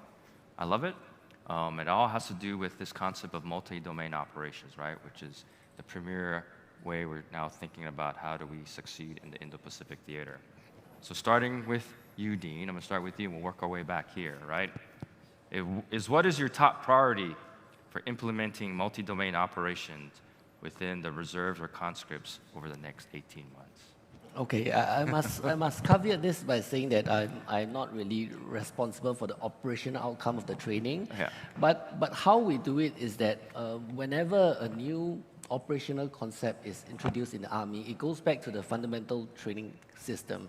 The commander trader of the day decides that this is an important enough capability that the Army needs to have, and we design it into 1-2 week blocks so that it can be quickly introduced into the in-camp training cycle. I spoke earlier about getting our units back every year for 1 to 2 weeks. So this touch point allows us to introduce new capabilities to the units. It may not happen over one in-camp training, but over the course of 2-3 years, we will be able to get a unit to 2-3 touch points so that they can bring on board some of these capabilities. For the 9th MSC, as I mentioned, we're doing CMP actions. We're looking at the structure. For us, we believe that the 9th MSC headquarters, being a TDA structure, needs to be operationalized. And our focus is to operationalize that command to see to whatever components need to be plugged in underneath, whether it's from the infantry battalion or engineer capabilities or MI or CA, that we are able at the headquarters level to have a robust staff to be able to provide that C2 to the theater army. Thanks. Mark. For the 2nd Division, we're sort of focusing on foundational warfighting skills and working up. A key one for us is that information environment, and every commander at every level needs to be thinking and fighting in that information environment. So our challenge is to incorporate that into our tactical training and rehearsals at every level, every time, and then match that with physical capabilities that are coming online, such as counter-UAS. Yeah, I would have to say that we, on the Army side, are going to transform along with the active Army, with the Army Transformation Initiative. I just came back from a conference, and all of the brigade combat teams within the Army National Guard are going to transform within the next 2 or 3 years. It has yet to be declared exactly when we will, but we think it's going to be quite early. So first of all, we focus on the federal mission, and then we want to transform and modernize along the same pace as the Army. And then we are already laid on to do another combat training center rotation with another National Guard brigade in 2028. And then we have other readiness partners that are going to participate also. I talked a little bit about the JPMRC, or the Joint Pacific Readiness CTC-like rotation that the 25th Division does with, ironically, our state partnership program in the Philippines and also here. And we're already laid in to do that, to look at that experimentation and evaluation that the 25th Division is doing. On the air side, we're already fully integrated. I have airmen that are currently deployed worldwide. They fly 5th generation fighters. They're fully integrated. So I believe that we're pretty much set up for that mission. Let me just caveat the reserve component force by saying that we focus on this federal mission because being proficient in that is what's necessary for the defense of our country. Some of those skill sets lend themselves to a domestic response capability. An example would be we train air crews to fight, fly, and fix in a variety of different weather environments. They can easily transition and do that to either evacuate personnel, bring much needed supplies, commodities, and material to an affected region, or fight wildland fires. So it's a symbiotic relationship between training for one, does not deplete for the other. Okay, last question, knowing full well we have less than 5 minutes, and this is all for all of you as well, because this is always a question that comes up on numerous occasions, knowing that you have limited training days within your organization. So the question for all 4 of you is, how are you evolving training to ensure your units remain combat ready, especially when faced with limited and compressed training and limited resources compared to the active duty? So we'll start with you, Steve. Okay, one word, predictability. We have to have quality plans that are well thought out because we don't have another day to come in to go do it. I talked about our ratio of part-time to full-time soldiers and airmen. So they make a commitment to their employees, to their families to be able to come in. We have to make sure that that training is well planned, it's resourced, it's thought out, and it's deliberate to achieve certain objectives so we don't have to keep doing it over and over again. It doesn't mean we're so rigid that we can't, respond or be flexible enough to an emergent opportunity that presents itself. But it does take a lot of planning up front, and we have to look out further, a little bit further than most forces, because then we have to compete for the fiscal fiscal resources to be able to make that a reality. Mark. Yeah, that most precious resource of time, so just eliminating wherever possible unnecessary overhead and bureaucracy so the soldiers can maximise the time in training is important. And the Australian Army has taken a lead from the US Army. I think it's the REAP program in the US Army. We've created a program called Program Ruthless, which is designed to cut red tape and bureaucracy so soldiers can focus on training. Probably the other 2 points are that every training activity we want to train at echelon, so every level of command involved in a training activity is being evaluated, and wherever possible that it's conducted with that idea of that this is a rehearsal, so every training activity a rehearsal. Thanks. Catherine. I would agree with General Logan, predictability, because for the Army Reserve soldier, we don't have 365 days to train. We have roughly 60 plus or minus in a year. So being able to forecast training and plan and prepare and then give the soldiers the opportunity to attend in coordination with their civilian employers is key for us. Thank you, sir. Dean. If I were to go back to my time as a brigade commander and a battalion commander, I think the focus for the Singapore Army really is on the competency and competence of our junior leaders. Because we have national servicemen leading national servicemen, they could be peers in basic training, they could be peers in school. It's very important that we equip our junior leaders with not just the hard skills, but also the soft skills to lead the soldiers into operations, into training, and even on a day-to-day basis. So we spend a lot of time to the extent that we'll call back the junior leaders a few days earlier before the in-camp training. In the active units during full-time training, we spend a good period of time just training the junior leaders so that they can go into their platoons, into their sections, confident and equipped with the skills to lead the soldiers well. Thank you very much. Ladies and gentlemen, for those who don't know, right, here at U.S. Army Pacific, our motto is one team, not 2 teams, not 3 teams, not 4 armies, right? It's one team. And so this proves today that the one team is not just simply a slogan, right? It's the only way we will meet our shared security challenges in this vast and vital region. So this panel has been a living embodiment of that ethos of one team. So without further ado, please give a warm applause to our panel members.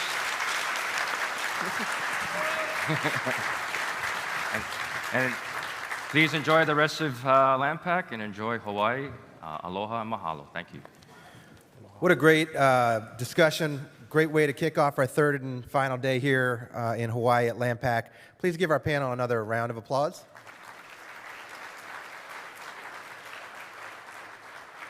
Okay, we're going to take a short break. Please don't go too far. We ask that you be back in here at 1100 for our next keynote speaker, General Ronald Clark. Please be back here at 1100 for our next keynote.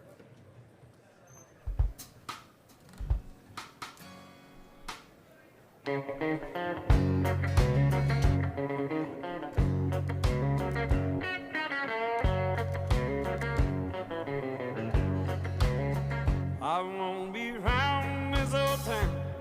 It's more for a long, long time. Gonna hit the road, start looking for the end of that long white line. Gonna hit the road, start looking for the hen that long white line. Well, I woke up, my baby was gone. Without her, don't need no home. Gonna hit the road, start looking for the end of that long white line. Gonna hit the road, start looking for the end of that long white line. Went to the bank, get my dough. I don't care where I go. Gonna push that rig till I push that girl out of my mind. If somebody wants to know what's become of this so-and-so, tell them I'm somewhere looking for the end of that long white line. Tell them I'm somewhere looking for the end of that long white line. New York City, old St. Joe, Albuquerque, New Mexico. This old rig is humming and rolling, she's doing fine. If somebody wants to know what's become of this so-and-so, tell them I'm somewhere looking for the end of that long white line. Tell them I'm somewhere looking for the end of that long white line. Oh, now.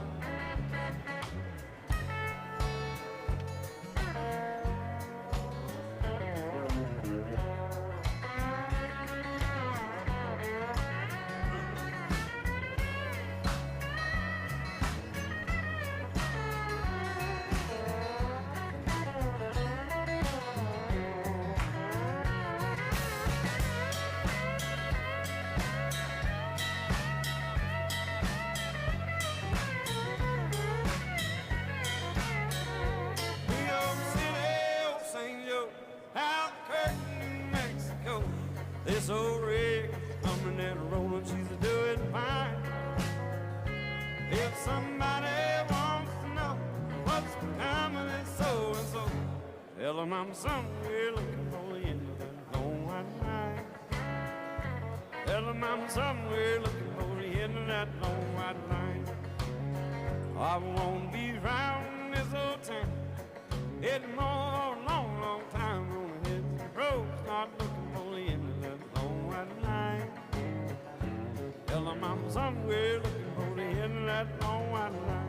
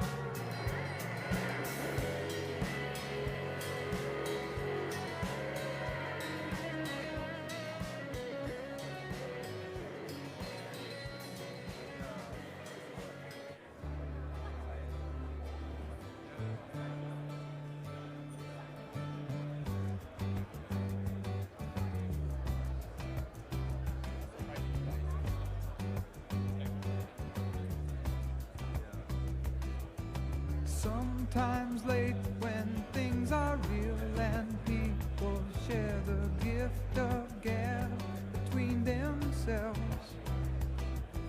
Some are quick to take the bait and catch the perfect prize that waits among the shelves. But Oz never did give nothing to the Tin Man that he didn't already have. And cause never was the reason for the evening or the Tropic of Sir Galahad. So please believe in me when I say I'm spinning round, round, round, round. Smoke, glass, stain, bright color, image going down, down, down, down. Soap, green like a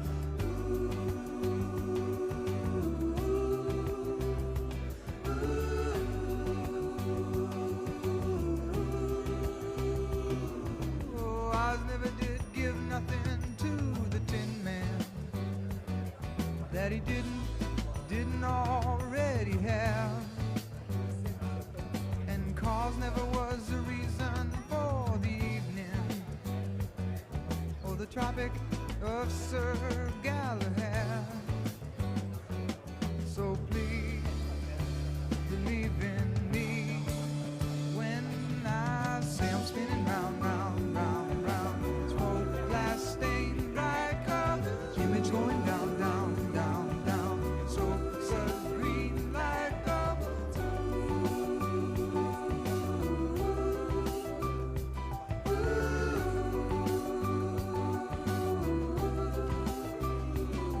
no, I never did give nothing to the Tin Man that he didn't already have. And cause never was the reason for the evening or the Tropic of Sir Galahad. So please believe in me. Ooh.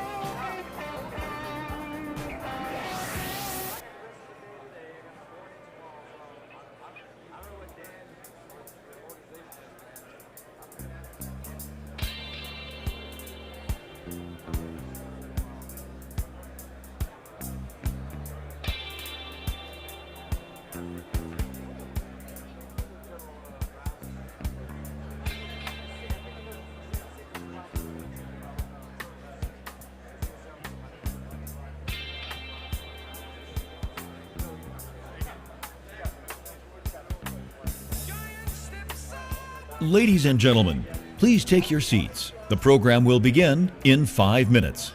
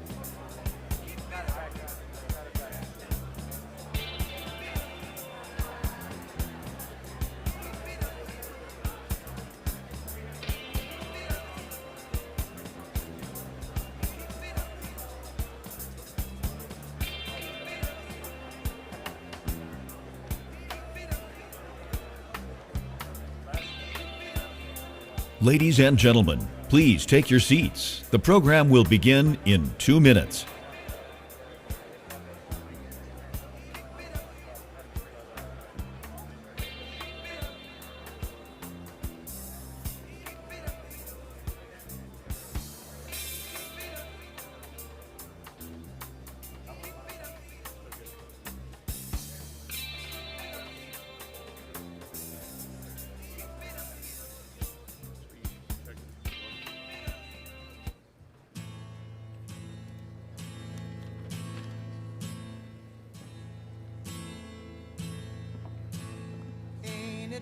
Boy, it got so quiet. What happened? Holy smokes.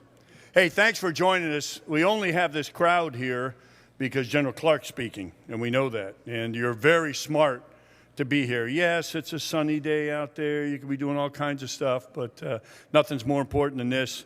And we're going to get a great final keynote, and then we'll have a little panel action and close things out. So it's really an honor for me to introduce General Clark. You know, since assuming command in November 24, which, man, that goes fast. I can't believe that. He's been at the forefront of campaigning forward strategy, building a robust network of strategic land power across the Indo Pacific. We see it here, the incredible allies, partners, and this amazing land power that is so essential in this region to maintain, to deter anybody who would do us harm, and to maintain security. His leadership's been critical in maintaining a free and open region, ensuring our forces remain at the decisive edge of the joint force. With his deep operational expertise and visionary focus on theater readiness, we are incredibly fortunate to hear from a leader who is currently shaping the future of global security. The right leader at the right time in the Pacific, and we all should be very, very glad. So without further ado, please welcome General Ron Clark. Sir, thank you. Thank you, sir. Ladies and gentlemen, good morning.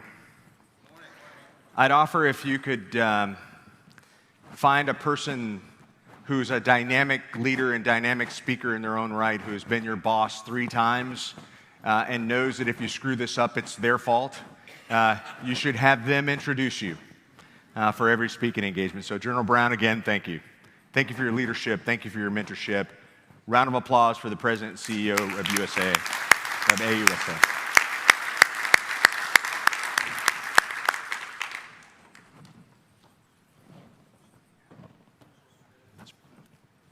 Let's do it. The Indo Pacific is home to more than half the world's population, over 3,000 languages, and nearly half of the global economy. 7 of the world's 10 largest armies operate here. This is the center of gravity for the world, stretching from coral atolls and tropical jungles to snow-covered mountains and Arctic tundra. The Indo-Pacific is vast, diverse, and dynamic, one of the most consequential regions on Earth. There is no NATO-style alliance in the Indo-Pacific. Security in this region depends on strong bilateral partnerships, trust, and our ability to operate together. 5 U.S. treaty allies stand alongside us here.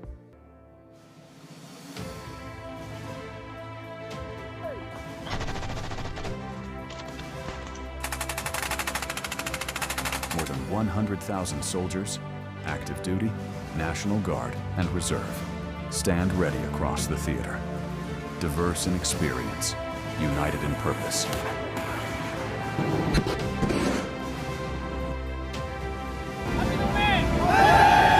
Every day, we campaign to strengthen readiness, deepen partnerships, and deter aggression.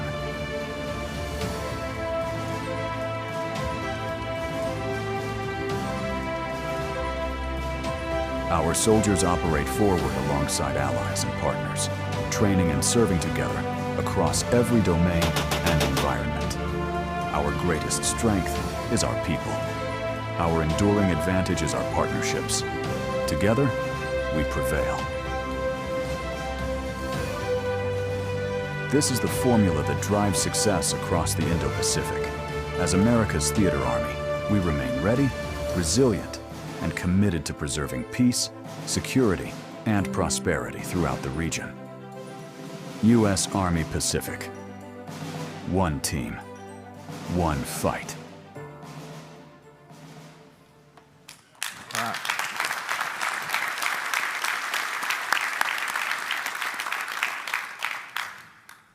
Again, good morning. I'd like to start by extending my sincere thanks to everyone who made this conference possible. For more than a decade, LANPAC has brought together leaders and partners from across the region. Starting in 2013 and continuing year on year, except for a brief pause during COVID.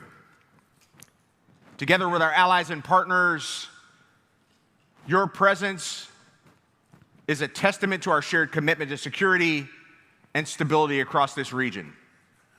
So mahalo for helping us to ensure a safe and secure and open Indo-Pacific.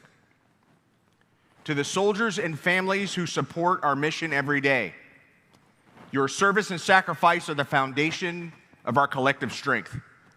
We could not accomplish our mission, the mission our country has asked us to accomplish, without you. I'd also like to take a moment to thank our industry partners, whose innovation and collaboration are vital to our ongoing transformation. And finally, a thank you to all leaders from across the Joint Force, our Army, our allies and partners in this room for your vision, your partnership, and your unwavering commitment to, again, our shared mission. Your input through keynotes and panels this week and the thoughtful questions that you brought forth are what makes this conference so valuable and so impactful to us all. As you've just seen in this amazing opening video, for which I have several rules about public speaking, one of them is never follow a video. We violated that this morning. But I wanted to have a visual depiction of this region, its vastness, its diversity, its complexity, and the challenges we face that we all know are real. But so too are the opportunities for transformation, innovation, and partnership. As we navigate these challenges across the Indo Pacific, USRPAC is guided by 3 lines of effort. Now, General Sy this morning said that the military mind can only comprehend 3 things at a time. You were correct. A 4th one we wouldn't be able to juggle. So again, 3 lines of effort: deliver, strengthen, and advance. We deliver ready forces and capabilities to the Joint Force. We strengthen our partnerships and alliances across the region while advancing our posture and innovating to maintain our competitive advantage. These priorities shape everything we do, from pioneering new technologies and command and control systems to build trust and interoperability with our allies and partners. As you've heard from many speakers this week, both keynotes and in panels, at the core of our success is our people. The U.S. Army is a people-centric service, and our soldiers, civilians, and families are our greatest asset. Transformation literally begins with them. Leaders must conquer and empower transformation through our ability to adapt our teams and experiment at the tactical edge to lead change. Our soldiers thrive on innovation, whether it's hands-on with new technology or collaborating with academic partners and industry partners through programs like the USRPAC Internship and Fellowship Program. Their ingenuity drives our progress, and we'll share a brief example with you today on that. To ensure we're always ready, we focus our soldiers on 3 things: being fit, being forward, and ultimately being ready to fight. Put simply, this means we have to be physically fit forward and postured and prepared to fight and win in any environment. This mindset is brought to life through rigorous exercises with our partners and our allies and our industry partners. We conduct rehearsals, if you will. Those rehearsals are conducted forward in the theater across the first and second island chains. Our rehearsals are not just about readiness, but they're about building cohesion, confidence, and a competitive advantage in every environment where we may be called upon to operate. And by training forward, we ensure our people are not only prepared, but postured to prevail. But as you've heard many times this week, and the theme of LANPAC spells out, transformation is not a solitary journey. Our partnerships with the Joint Force, our allies, partners, industry, and academia are our asymmetric advantage in the Indo Pacific. These partnerships are transformational. And the relationships are transformational as well, as we train together, experiment together, and modernize our forces together. Across 53 bilateral and multilateral exercises in this region, spanning 24 countries across the Indo Pacific, we build human, procedural, and technical interoperability. Our relationships ensure we can shoot, move, communicate, medicate, fight, and win in contested terrain and in the most complex environments on the planet. A great example of our growing collaboration is this year's first ever Pacific Land Forces Team Readiness Challenge. This signature event brought together squads from 9 nations across the region and challenged them to demonstrate not only tactical expertise, but also teamwork and resilience.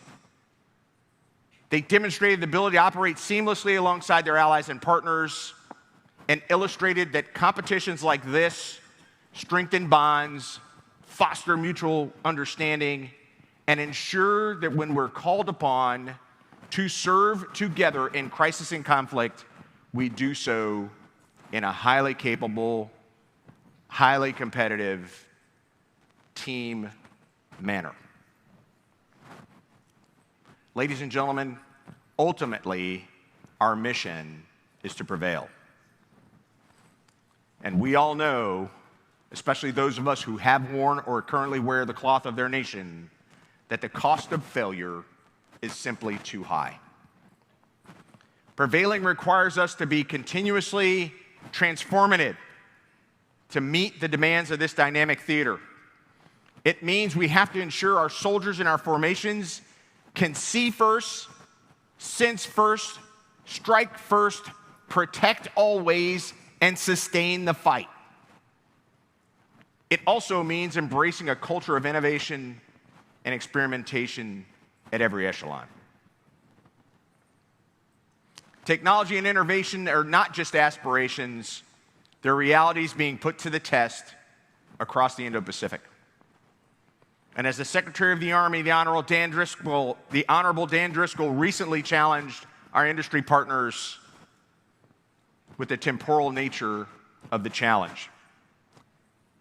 He said, and I quote, "We are in the midst of a transformation that transcends all others, one that will be measured in months or days, not decades or years." End quote. This transformation will be disruptive, chaotic, and uncomfortable. But every moment that we lose our mission focus, we cede ground to our adversaries. This is why our partnership with industry and academia are so critical, because together we must move with urgency and purpose, again, to maintain our competitive edge in crisis and conflict, because the cost of failure is just too high. Speaking of our competitive edge, USAPAC is leading the way and resourced appropriately by the Army with 2 of the Army's 3 multi-domain task forces and the development of the Multi-Domain Command Pacific with the 7th Infantry Division and the Multi-Domain Command Japan at U.S. Army Japan. These formations, purpose-built to provide real capability to the Joint Force today, are equipped with cutting-edge capabilities like hypersonic long-range precision fires, space, cyber, electronic warfare, and protection capabilities. Our efforts across multiple domains marks our technical interoperability and is essential to what we're providing to our partners and allies as we train alongside one another. Our systems must be compatible in their ability to communicate seamlessly and to share information in real time. It is imperative that we can effectively pass and prosecute targets across the Joint Force and with our combined partners. And that depends on having high-quality, reliable data at every step.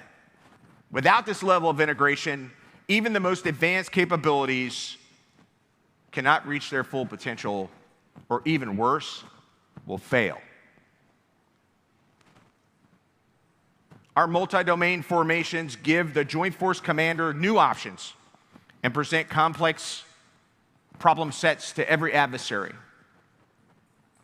Another example of our continuous transformation is ongoing right now at Fort Carson in exercise Ivy Mass, where the 4th Infantry Division is conducting its culminating training exercise before Project Convergence Capstone 6. Ivy Mass validates next-generation command and control across both live and constructive environments, including operations in denied and degraded conditions. Unlike some of our traditional exercises, Ivy Mass is a full-scale division-level certification designed to stress every element of next-generation C2, which will make the 4th Infantry Division, our newest division in USARPAC, more lethal and prepared for future training opportunities in integration and operation pathways and our efforts across the Indo Pacific. This level of readiness not only serves as a force multiplier for the division itself, but it also enhances the capabilities of the joint force and strengthens our alliances and partnerships. And together, it ensures that we will prevail. At the same time, just up the hill at the 25th Infantry Division, they're pioneering next-generation command and control systems as well, helping to build an Army unified network. Procedural interoperability is also critical to our success as a combined and joint force. We have to understand how to process, how our ways of working and our capabilities overlap and intertwine, and where gaps exist, and how we cover down on those gaps. We do that best by harmonizing our tactics, techniques, and procedures to ensure that our forces can work seamlessly together, maximizing the collective effectiveness of our teams on this modern battlefield. Our procedural interoperability is the key to shared understanding, and that's what enables us to fight as one team. Equally important in terms of interoperability is human interoperability, the connections we build over time. LANPAC is a great example of how we build those connections over time. Across this conference, across the symposium, through both personal and professional contact,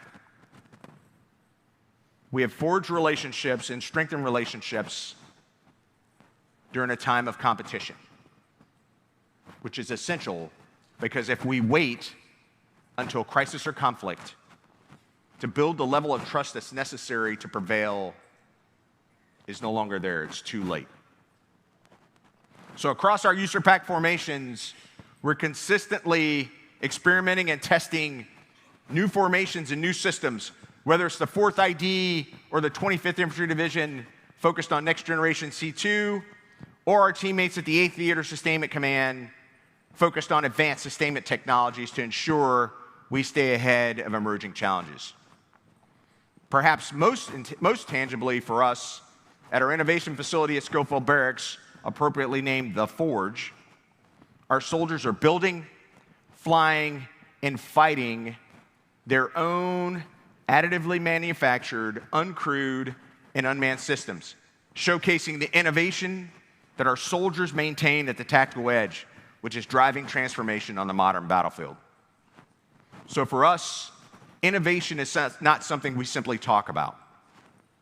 It's what we put into action every day, and I invite you to join me firsthand in experiencing how we're leveraging technology to transform the way we operate in real time.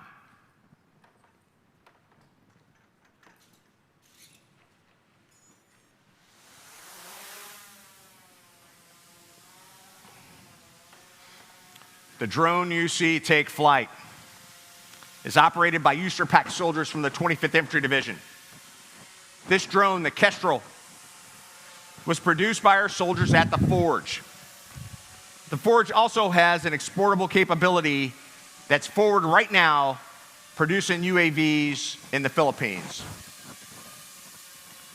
The Kestrel is the division's 5-inch first-person viewer quadcopter designed and purpose-built for production at scale at a low price point while still meeting strenuous Department of War standards. The Kestrel can be adapted to drop lethal munitions or as a one-way attack drone. It's been integrated into all forms of our training, and we've successfully demonstrated this capability at home here in Hawaii during JPMRC and forward in the Philippines during JPMRC-X. The other drone, slightly larger, is the Skydio X2D multiband. This platform is used for short-range reconnaissance and surveillance. It provides near real-time visual observation of terrain, routes, objectives, named area interests, and provides us battle damage assessment in real time. This capability gives our soldiers persistent ISR and continuous observation, increasing our situational understanding and enabling faster decision-making and reducing the risk to force by minimizing the exposure of our soldiers to direct enemy contact. Because in today's fight, we should never send a soldier when we can send an unmanned system first. Round of applause for our soldiers from the 25th ID.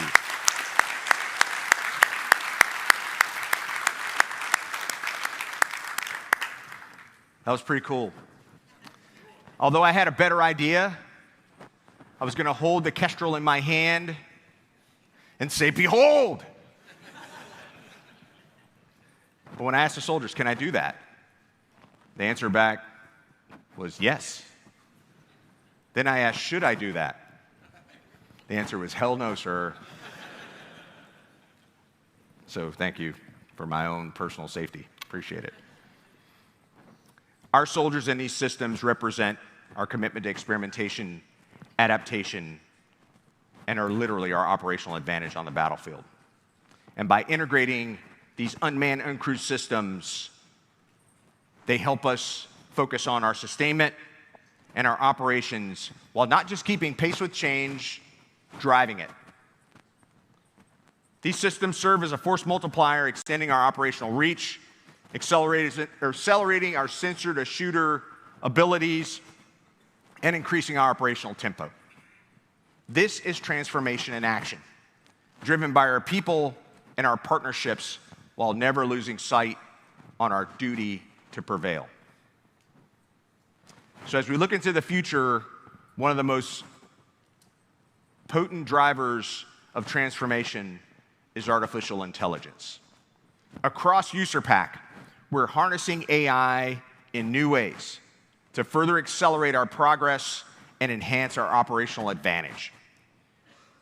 We're using generative AI to help us to shorten workflows, automate routine tasks, and free up our soldiers and leaders to help with higher order problem solving. By streamlining our processes and reducing administrative burdens on our teammates, we can move faster and adapt more quickly to changing conditions in the battlefield or in the workplace. At the same time, we're using agentic AI to accelerate our sensor-to-shooter links and to shorten our targeting cycles, enabling us to process information and to act with unprecedented speed with a human on the loop. This technology allows us to achieve decision dominance and to outpace our adversaries in both tempo and with precision. By integrating these advanced AI capabilities, we're not only increasing our own operational tempo, but ensuring that our forces remain agile, responsive, and as always ready to prevail in any environment. So in closing, ultimately our commitment to transformation through innovation is about more than keeping pace with change. It's about our people, our partnerships, and our efforts to prevail. It's about shaping the future and ensuring peace through strength. But despite our advances in technology and the changing character of war, we all know that the nature of war has not changed. Combat is close, personal, and brutal. And as T.R. Fehrenbach famously wrote, in this kind of war, You may bomb it, atomize it, pulverize it, and wipe it clean of life. But if you want to keep it, you must win it on the ground. So in the unforgiving hour, in the last 100 yards of combat, we know that it's a violent human endeavor, and that every decision we make, every action we take, must be focused on our very best efforts to successfully complete our missions at the least cost to our soldiers. This is what we owe to the American people, and this is what we owe to our partners and allies. Mahalo for your time today. I look forward to your questions.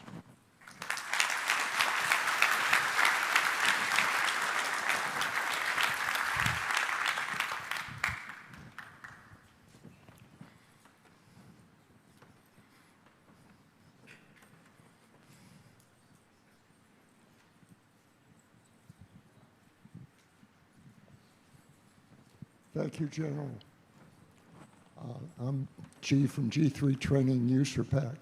General, do you see other future readiness challenges in the joint warfighting functions, for example, in CUAS, in SAPR, in air assault, as a possibility in the future? Over.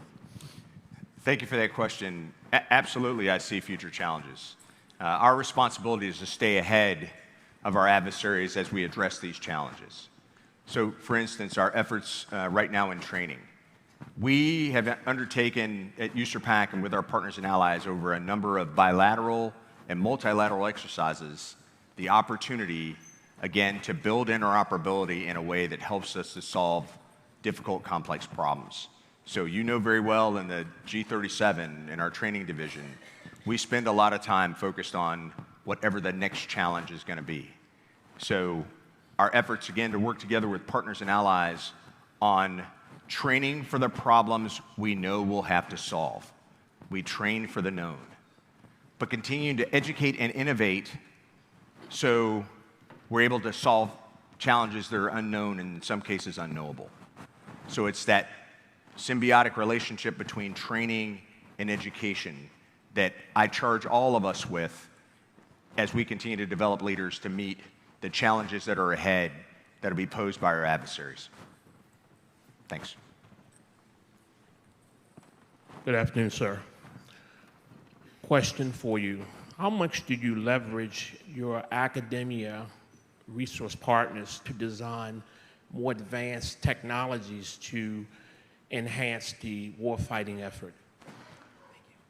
Great question. We have a number of public-private partnerships with academia. Some of it's through distance learning, but some of it's right here on island with the state of Hawaii and with the University of Hawaii Manoa. For instance, we have a partnership with UH Manoa when it comes to the environment. Just up the hill at Schofield Barracks, they maintain a seed laboratory where they have millions of germinated seeds that allow us to regrow some of the plants and vegetation around the island that may be damaged through natural disaster or even through some of our efforts in training, so that we partner with UH at a relatively meager expense to work with them to solve some of the challenges with regard to environment and with innovation. So again, it's an ongoing process. Arizona State University is doing some groundbreaking things with the Army with distance learning to help our soldiers continue to hone their skills with language, with automation and innovation in STEM fields, again, to help us to solve some of the problems that we don't know we even need to solve yet based on the increasing pace of technology. So thank you. Sir, Derek Wales, Virtualytics. Good to see you again. All right, Derek. I had a question about drones in a disconnected environment. So you might be in a situation where you don't have enough bandwidth to communicate back to the soldier or another sensor system. Is there any consideration for fully autonomous weapon systems or surveillance systems? Yes. Thank you, sir. Good to see you again. Derek, thanks. Yeah, of course there is. We have to, again, meet the eventuality where it is. So having our adversaries try to break, whatever links we have with autonomous systems, we have to prepare for that and train for that eventuality. However, in terms of uncrewed systems that have lethal effects, it's our responsibility to ensure that we always have a human in the loop or on the loop to, again, safeguard us with regard to the risk to force. Yes, sir. Sir, Brigadier Sharma, I'm the military attaché from India. Sir, very enthused to see the overall relationship and the trust and the interoperability theme, the way we look at things in the Indo Pacific. I'm inquisitive about understanding that we have independent countries having their national strategies and doctrines and concepts. Is there a space to have an Indo-Pacific fighting doctrine, a joint forces doctrine, which serves as a deterrence white paper for the main purpose, which is to prevail with deterrence? Or do we have a thought process of remaining independent, but only unify and join when the battle joins? Do we need to have some kind of a doctrinal template like that for Indo-Pacific?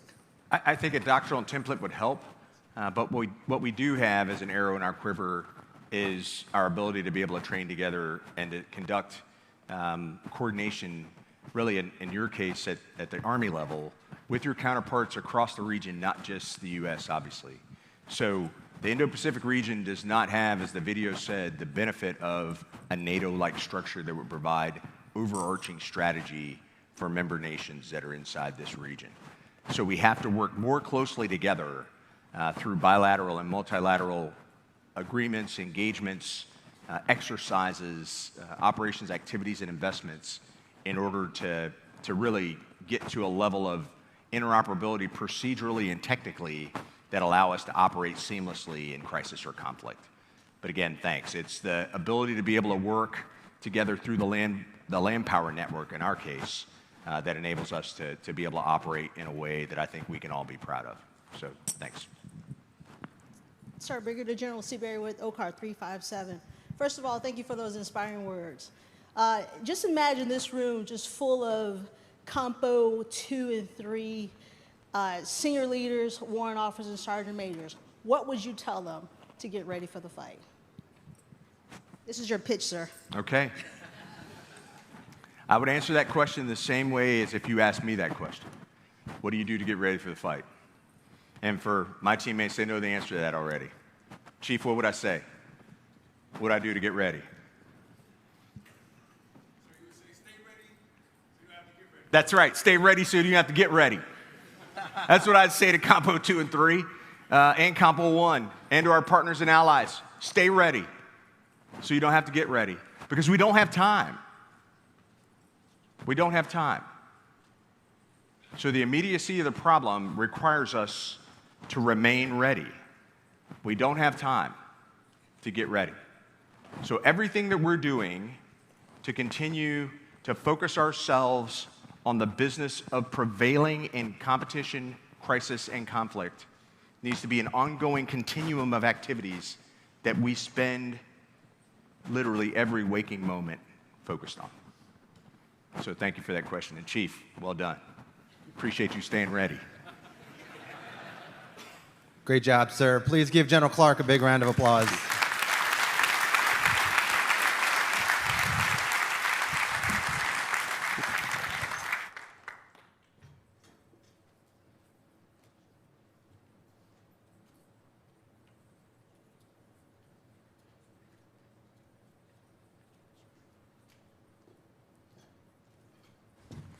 Ladies and gentlemen, General Clark.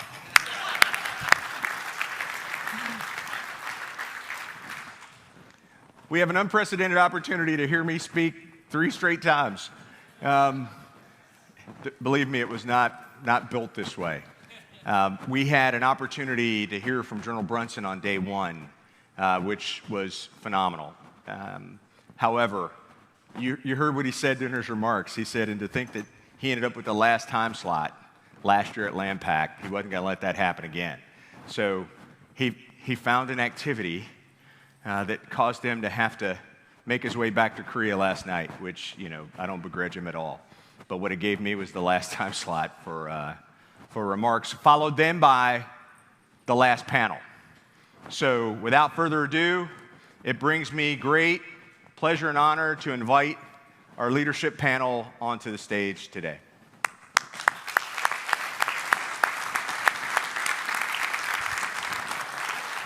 All right.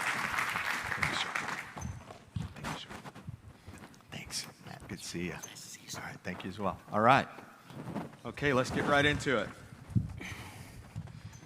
Today we've gathered a distinguished group of teammates, of leaders that are going to talk to us about the topic for this panel, which is partnership and prevailing through partnerships. The subject gets at the heart of how we build trust and strengthens our deterrence and ensures that we'll prevail together across the Indo Pacific. I'm especially pleased to be joined in this outstanding group of panelists by teammates that I'm about to introduce. We'll start with General Arai Mayoshi, the Chief of the Japanese Ground Self-Defense Force. Sir, thanks for being with us today.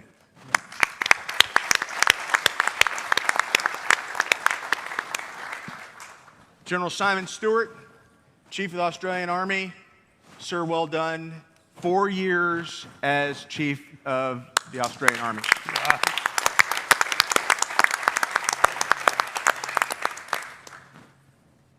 Major General Matt Mowry, the Deputy Commander of Marine Forces Pacific and our token Marine on the panel. Thanks, sir. Thanks, sir. So much more.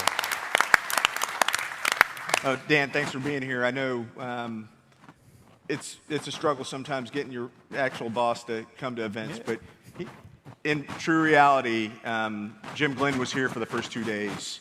The MAR-4 PAC commander was here for the first 2 days of LANPAC and had to go to Global in Rhode Island, and we're going to join him there as soon as we're done here at LANPAC. He's keeping a seat warm for you, That's sir. right. So thanks for joining us today and for pinch hitting for your boss. Well done. Yes, sir.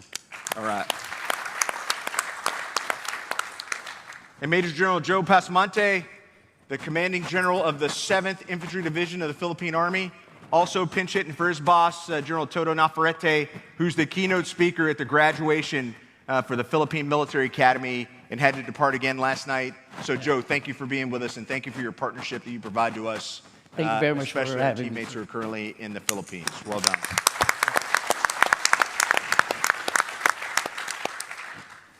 Okay, so as all panels do, I'd like to pose a few questions.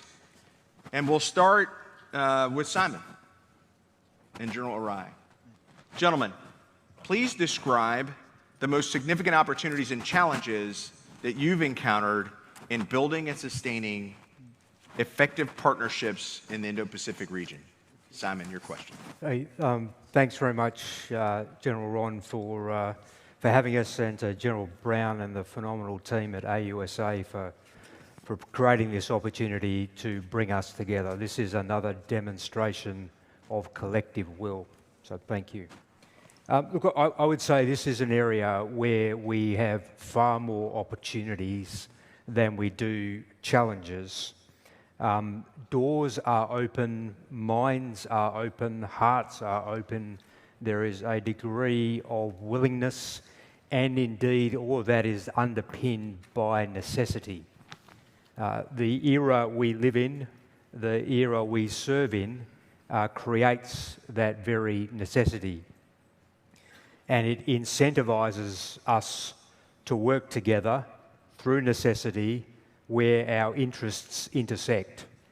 And so what we have is almost a perfect storm to create unity of effort through unity of purpose, founded in our shared interest to prevent a hot war in our region. And I think that really is at the heart, that's like the number one thing that presents opportunity for us.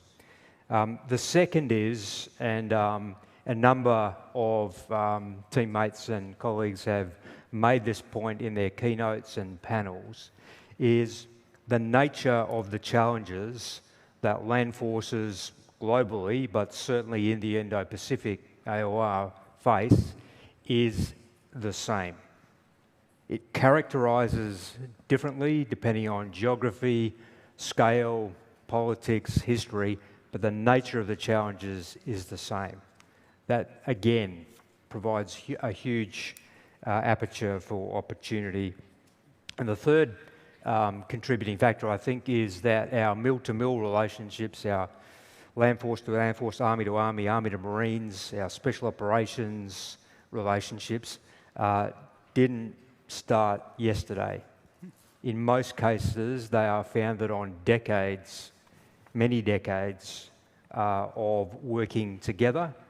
Over time, the necessity and the intersection of our interests has perhaps waxed and waned, and in some cases we work together more closely. In others, it's more historic. But there is a very long foundation, and in particular, all fought alongside each other in. More opportunities and challenges. If I were to identify challenges, there would be two. The first one is our capacity, because we are doing so much more together in so many more places, and the demand exceeds our capacity. So we've got to get a lot smarter in terms of activity design for OAI and how we continue to operationalise the campaign. And I think it is really recognisable, starting to be recognisable as a campaign, and translating the goodwill, the intersection of shared interests, into relevant and credible land capability. And the second one really is in that act of translating intent and will into capability. That's the hard work. But I'd also say I'm pretty optimistic and pretty positive based on my own experience over the last few years to say that we have made exceptional progress. We cannot afford to take our foot off the gas, but every now and then it's a good thing just to take a step back and go, you know what, we've actually achieved a huge amount together. Simon, thank you. General Rai. Oh, thank you. General Clark, thank you very much for hosting LANPAC and for providing this opportunity to participate in today's panel discussion. I'm truly honored to join this panel alongside General Stewart, Maury, and Pasamonte. First of all, means of building and sustaining a partnership include high-level exchanges, staff talks, unit and expert exchanges, and transfer equipment. For this question, I'd like to introduce you on the experience with ASEAN and the Pacific Island countries, as well as challenging in the future. JJSDF started engagement with ASEAN member states since its participation in the UNPKO in Cambodia in 1992, and capacity building cooperation was fully launched from 2012. Since 2012, Japan has conducted 60 capacity building projects on HADR and PKO, dispatched about 1,400 personnel, and assisted about 8,000 people, mainly in Indo Pacific region. I believe this commitment has continued not only to enhancing land power network and partnership, but also to enhancing trust among the nations concerned, thereby contributing to peace and stability in the region. In terms of challenge in the future, we have to continue to improve the qualities of defense cooperation, including capacity building project, and has contributed and training and exercise. But also, I have to introduce, apply, and expand the reviewed 3 principles on transfer of defense equipment and technology, which was just reviewed in April this year. Thank you. Thank you, sir. All right. And so now, for the next question, Matt and Joe, I'd ask if you have any opening comments, and then please assist us in helping to answer how you see emerging technologies such as AI, unmanned systems, and cyber capabilities, and how that shapes the way we partner and operate together going forward. And so, Joe, we'll start with you. Well, thank you very much for having me, and thank you very much for that question and having the opportunity to speak to this very great audience. First of all, when we talk about AI technology and all those things, unmanned systems, I think looking forward, this is the way of the future. The way we see it right now, we're trying to outdo one another. Our perceived adversaries are doing the same thing. So what better way to do it but with the assistance of technology? So we use AI to do many things. We use our unmanned systems so as to protect our soldiers, and we go on forward. However, for me, sometimes we still have to look backward. There's a saying in the Philippines that you could not go to where you're going if you do not know where you've been. So looking back, the way the pace is going, it's really a very fast pace, trying to outdo one another. But then try to look back. Time will come that technology will outdo technology, and we will go back to where we came from. We go back to analog, not digital. And maybe while we're looking forward, while we're trying to innovate, moving forward, using our technology, we also try to look backward. And if our technology fails, what will be our fallback position? Where will we go? So I do believe that for us to really prevail, we not look purely upfront. We also look at our backs and try to harness all those lessons that we learned from the past and that we inject them to what we're doing in the future so that our preparation, our, I think, percentage of really prevailing would be very high. Looking at our partnerships, partnership is a relationship. It's been said many times that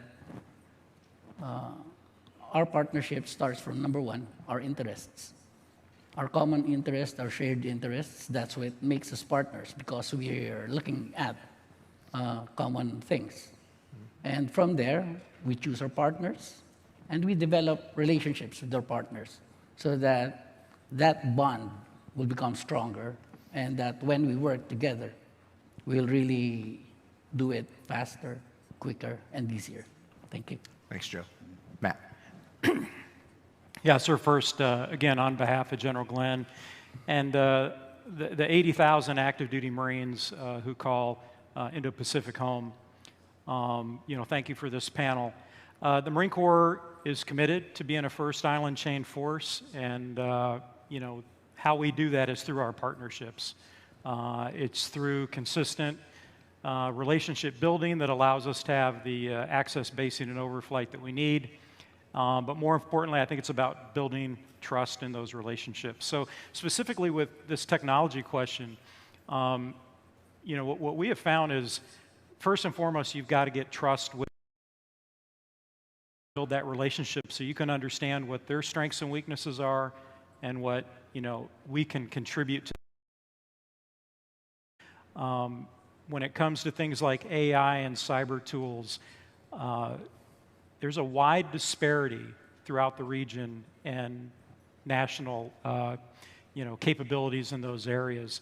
So one of the first things that the Marine Corps has done is, as we come in there, first and foremost try to baseline, what are those capabilities that they have, what are the weaknesses that we can help shore up. When it comes to things like classification, breaking down the barriers with overclassification, understanding data standards, trying to agree on what those data standards can be. We've had partners that have come to us very concerned because they're about ready to make investments in certain areas, and yet they don't know where we're going as a joint force or as a Marine Corps component force. So making sure that we understand where we're going with things like JFN, the Joint Fires Network, the work that Admiral Paparo has done to try to make sure that all of his components are integrated, and then we can go out there and share that with the partner. I think another area, though, that we have also found is very important is the, kind of that new wave of modern conflict is going to be in the information environment. And a lot of our partners don't know what they don't know yet. So one of the things that we found is very helpful is we can come in and kind of show them what adversary countries are trying to do to their networks on a daily basis. We can do hunt forward in their networks and then help them apply those tools that can really shore up their security and their cyber capabilities. So, at the end of the day, again, it's all about being there, being a committed partner, not coming in to just show them what you can do, but first understanding where they're at and how we can, kind of build trust together and then really increase each other's capabilities. So anyway, thank you for that question, sir. Matt, thanks. And thank you for really representing the other leg of the LANPower network for us. We do everything lockstep with Mar4PAC and really appreciate your feedback and how we go about this together. Yes, sir. Thank you. Okay. We spent a lot of time this last few days talking about how we exercise together and how we conduct operations, activities, and investments, and where partnerships and interoperability have made decisive positive differences in our ability to be able to work together. So General Rai, can you share some examples of how we've used exercises or operations to build partnership and interoperability? Oh, thank you. Answering to this question is a great opportunity to introduce major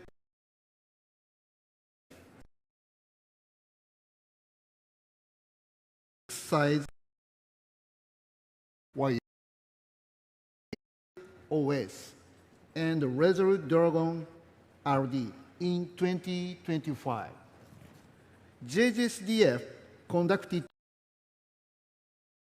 Australia command post exercise, which had traditionally held in December and successfully conducted the FT with US and Australia, and the Resolute Dragon with US Marine Corps in September. In this succession of CPX and FTX in time and contents, we were able to further enhance Japan, US, Australia collaboration and maximize the deterrence effect. Second is the Talisman Sabre 25 in Australia. The JJSDF participated in amphibious operation, ground operation, and live fire exercise with Type 12 SSM and Type 03 SAM. Thanks for the great exercise foundation and support by Australia, the JJSDF were able to drastically enhance the joint and cross-domain operations capabilities rather than other exercises carried out before. Third is the Barikatan 26 in Philippines with 6 nations, including Australia and the United States. JJSDF trained amphibious operation, special operation, and live fire exercise by Type 88 SSM, launched toward to South China Sea. Between Japan and the Philippines, the reciprocal access agreement took effect in September last year, followed by the signing of the AUSA in January this year. I expected this legal framework will drastically enhance Japan-Philippine defense cooperation. Defense ministers of Japan and Philippines observed the live firing of the Type 88 SSM, and JJSDF made perfect hits to the targets. Thank you. All right. One shot, one kill. Yes. Like a good armor officer. Yes. All right. Joe, you're a career infantryman and special operator Can you give us some examples in the Philippine Army of how innovation and our ability to be able to conduct operations and exercises has built interoperability on your end? Oh, thank you very much. Actually, I grew up in the Scout Rangers when I was second lieutenant, and the way we see how our training evolves, we started with only Balikatan. Balikatan started way back 70s, 60s, and after Balikatan, we had this, Salaknib. Balikatan is basically having all the services, while Salaknib is army to army. We are learning very much from the United States, not only in terms of technology, not only in terms of firepower, but on how to address adversities. We have been engaged in internal security operations for such a long time, particularly my division, but lately we were able to really clear our areas, and now we're focusing on external security operations. With that, our training really gave us an overview on what will be our adversities, how they look like, how will we address them. And looking at ourselves, we saw ourselves unprepared. We saw ourselves unequipped. But with the help of the United States, we're able to see things that we should prioritize, that not only in terms of material, but also in terms of training and how we see things. We saw things before as internal problems, but now we're looking at a bigger picture, and a problem that not only affects our country, but also affects the region as a whole. So looking at the first island chain, just like I said, we are now evolving. From 2 nations, we gained other partners, brought them in during Balikatan 2026. We now have Japan on board. We now have Australia on board in one setting. That's something that has been talked about years before, and now it's implemented. So the way we see how we innovate, not only the way we fight, but also the way we train, the way we look at our partners, the way we see the potential of having a group of concerned nations, group of nations that have the same interest, peace in the region, prosperity in the region.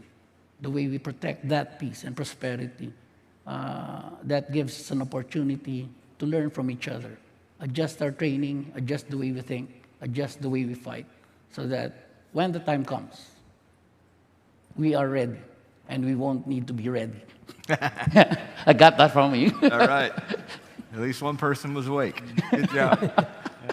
Hey, sir, can I add on to Balikatan Jump right real on, quick? please. You know, because both my colleagues mentioned it. You know, I think one of the other just really incredible things with Balikatan this year, if you look back over the last few years, and I was involved with some of the initial planning for BK 26, you know, General Glenn had a real concern that we had a lot of nations in the past that wanted to come and observe Balikatan. And, you know, they just kind of wanted to be on the sidelines and not really commit to bringing in forces or capabilities. As Joe said, this year was very different. We had a lot of nations who brought forces, kit, capability, and were willing to show it. And I think that is not only showing kind of the sense of urgency and the commitment of our partners, but it's also showing those leaps and bounds we've made in an interoperability that we could actually bring everybody in there and fight as a combined force, which you did not see a couple of years ago. So that's a good point. BK is really, I think, we're all talking about it because it's really been a showcase this year. Absolutely. The level of integration from the 7 nations that participated at the invitation of the Philippines to train together on your sovereign soil on a problem set that you're working on, which is territorial defense, was eye-watering to see. Just a wonderful opportunity for us to work together at the business of interoperability. Yes, sir. Well, do you mind if I just Sure. Quick postscript? I think this is a really good point to make. I would offer 3 data points between 2022 and 2026 that I think are a good illustration of our trajectory, and it's a positive trajectory. The first one was exercise Super Garuda Shield, South Sumatra, immediately post-COVID. That was about a demonstration of collective will. It was an aggregation of 14 flags, and that really met the challenge of the day. Fast forward to Talisman Sabre in Australia last year, we moved from collective will to demonstrating collective capability, joint large-scale distributed combat operations over a vast section of the Indo Pacific. And then the third one is Batam, where you can actually see it is the product of a campaigning approach across components in Indo-PACOM and across allies and partners in the Indo Pacific. So I think just observing and being part of this over the last 4 years, those 3 data points I think are a great example of what we've managed to achieve and turn collective will into collective capability and now into a recognisable campaign. Thank you, sir. Spoken like a plank holder of the Land Forces Dialogue. Well done. Thanks, Simon. Matt, over to you. As a Marine Corps aviator, obviously mutual trust is important between you, your crew, your mechanics, and your ground team.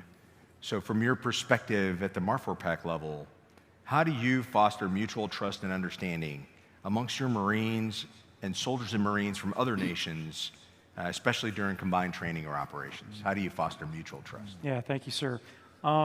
You know, we've kind of talked around it a little bit, so, but really it's that getting together. So planning together in person, you know, going to your partner's, you know, backyard, planning together from the ground up, making sure that we understand, hey, what are the goals and objectives that you need to get out of this? What can we get out of this? And then where can we push each other to maybe go a little farther than we thought we could go? I think what we've seen that's been very exciting over the last couple of years is, you know, we would typically go into a country like the Philippines and train Marines to Marines. But now we're going in and it's really more of a joint force. Okay, what other elements of the of Indo-PACOM can we bring in? And how do we get our partners to train more as a joint force themselves when we go in? So I think that's one. I think the other one that we've really done a good job of lately is understanding what it takes to be a first island chain force. Posture is so important in that. So it's when we come in to train with a partner, what capabilities can we leave behind with them?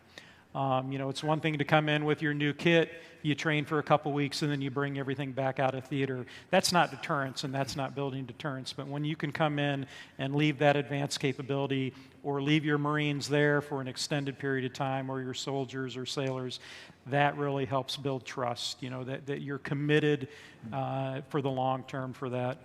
So, you know, we've kind of talked a little bit about some of that, but it's just those fundamentals of commitment, building that trust, and probably the third one is, you know, collectively as we reach back to headquarters Marine Corps and to the Pentagon, to the Department of War, you know, it's understanding that we've got to have that commitment of resources, and it's got to be over the long term. You know, we can't come in with a lot of money and a lot of resources one year, and then the next couple of years we don't have anything to bring to the table. And I think we're seeing that. We're getting that commitment now for that long-term financing.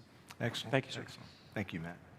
Simon, you talked about the arc of the continuation of exercises that went from collective will to collective capability and how we campaign. Can you talk about the build of mutual trust over that continuum and how you continue to foster that through your efforts in this region? Sure. Look, I think this is probably the foundational question. I set 4 strategic priorities for our Army.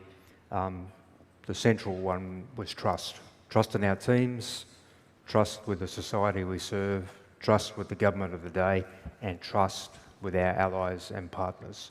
Because without it, nothing else works.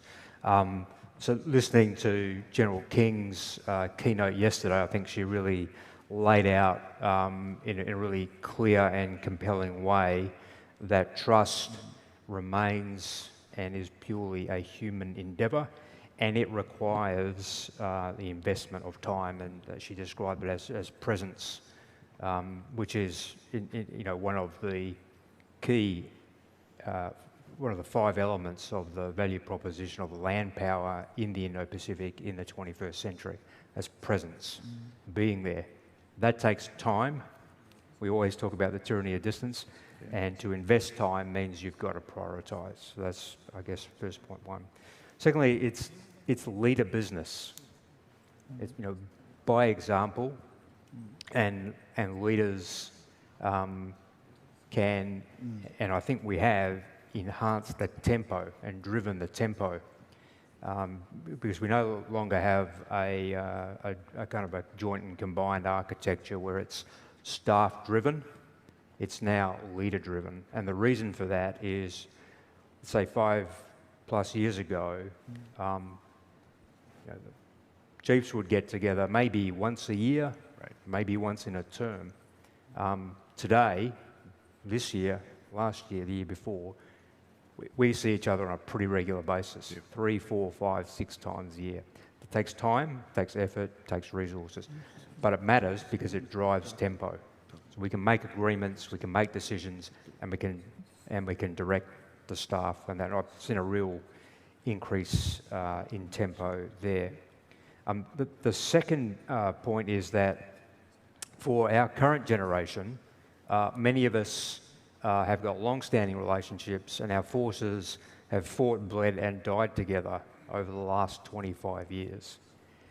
That creates a depth and a quality of trust and relationship that is, very, very difficult to generate in any other way. So how are we investing in the current generation and our junior leaders to make sure that they have the sets of experiences, fundamental experiences, can endure hardship together so that they have that same depth and quality of relationship that is irreplaceable when you're trying to build trust. So presence, endure together. And the final point I made, which also I think came out of General King's keynote yesterday, was this concept of empathy. Not sympathy, empathy. The ability to imagine walking a mile in your teammate's shoes, to understand where they've got flexibility, where they've got limitations, identify the common space where we can work together, and then exploit that in order to build capacity, relevant, credible capability that meets our ultimate objective, which is to deter. Excellent. Thank you, sir. Mutual trust, General Rye. Yes, mutual trust. Okay. I think increasing in trust and mind. Furthermore, in bilateral or multinational training and exercise, considering the more complex threats in the current operational environment, as well as the rapid development of the emerging technology, it is necessary for the ally and like-minded countries to strengthen cooperation across all domains, including cyber and electromagnetic operations, long-range fires, and counter-UAV measures. To this end, not only conventional combat units and sustainment units, but also highly specialized units in these areas are actively integrated into bilateral, multilateral terrain. By exercising and learning together, we are promoting mutual trust and understanding. Thank you. Excellent. Thank you, sir. Joe. Sir? Mutual trust. When you say mutual trust, I think it's more of a personal matter, not more on a professional matter. Trusting one another doesn't need for you to sit down and go planning. And sometimes we develop this at the higher echelon. Here, at our level, we trust each other, no problem. But who will be the ones who will do the dirty work? It's our soldiers down there. If we look at the first panel, I think they talked about human resource development, and it's talking about our most lethal weapon are our soldiers. So they are the ones first who really need to trust one another. So the way I look at it, we could do it during exercises. We see each other. We need presence. We need constant communication, and we could only do that through personal interaction. However, there are times that our soldiers are down there. Let's say Salak Neighbor Balikatan. We go down there, we spend a few days, and after that, we leave, and that's it. Our soldiers were there doing planning and executing the plans. But did they have the time to really spend time with one another, exchanging thoughts, maybe over bottles of beer, things like those? I think that's the way we do it in the Philippines. For you to gain the trust, especially of the populace, you need to sit down with them, eat with them, drink with them. And I think that also applies to our soldiers. Maybe next time you go on Balikatan, give them an extension of a week so that they could spend time with the Filipino soldiers and enjoy the beach, enjoy the place. Approved. And that's the mutual trust that you're building. All right. Very good. Thank you, sir. That was easy. Question from the floor. The question's for all four of us, 5 of us. Some of the defense industry and security ecosystem describe the Indo Pacific as primarily a air and maritime theater. How can land forces more effectively communicate their vital contribution to competition, crisis, and conflict? We'll start with the senior senator from Australia, Simon. Effectively communicating our vital contribution to the joint force. Absolutely. Look, I think we start by looking in the mirror. And I think for a long time we have assumed that what is self-evident to us is self-evident to others. And the fact is, it is just not. So we've got to do a much better job of explaining. And I describe it as the value proposition of land power in the Indo-Pacific in the 21st century. 5 key characteristics built on some work that British academic and practitioner Jack Watling did on the utility of land power for the British state. 5 characteristics that define the contribution that land power makes to the joint fight. And I don't think there's anyone in our profession, regardless of the colour of their uniform, that doesn't agree that every fight is a joint fight, joint and combined fight. But the 5 characteristics are presence. Right? Land power can be present across the vastness of the Indo-Pacific in pretty much every location, and we're doing it together today. So you get to understand the environment, contribute to the function, you contribute to placement and access. It gives you options because you're already ready, you're already forward. The second is persistence. The soldier is the ultimate all-terrain, all-weather, all-occasion capability. You know, the role of the infantry is instructive and ends with regardless of season, weather, or terrain. Land forces persist in a way that no other force or no other domain does. The third is asymmetry. Asymmetry strategically, operationally, and tactically. Strategically, the A2AD systems that are being created in the north of the Indo-Pacific are optimized to defeat air and maritime systems. There is an asymmetric advantage, strategic asymmetric advantage, that we need to leverage to the greatest extent possible. And a great, example of how we do this is today we can conduct significant land-based maritime strike. We can contribute to sea control and sea denial from the land. That is an asymmetric advantage when you compare it to what we've had previously. If you go down to the tactical level, a well-defended, well-protected land force infers or implies upon any adversary the requirement to generate exorbitant combat ratios in order to deal with, to dislodge, certainly to defeat. So you can soak up an asymmetric force ratio. The fourth is versatility. You can take pretty much any Army or Marine unit and it can do pretty much any mission spanning from humanitarian assistance and disaster relief through to combat operations, and it can switch missions in stride. There's incredible versatility. And the fifth, which really matters in times where resources are constrained, is value.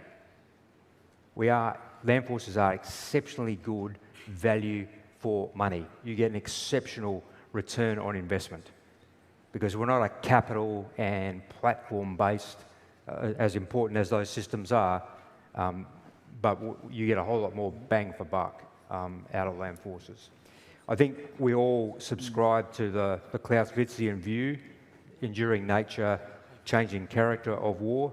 At the end of the day, and to your point at the end of your keynote, General Clark, at the end of the day, warfare is a human endeavour, and when all of the additive aspects, all of the technology, all the uncrewed systems have ultimately been unsuccessful, it is the soldier, the human-to-human interaction, where will is either imposed or will is prevented from being imposed.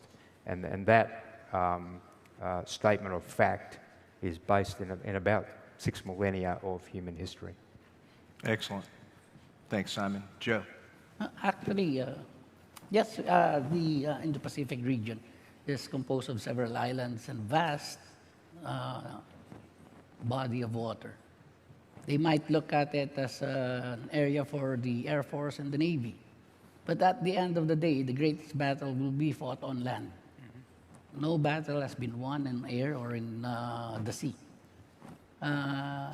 Aircrafts couldn't fly forever. Seacrafts couldn't sail forever. They need to go back to the land.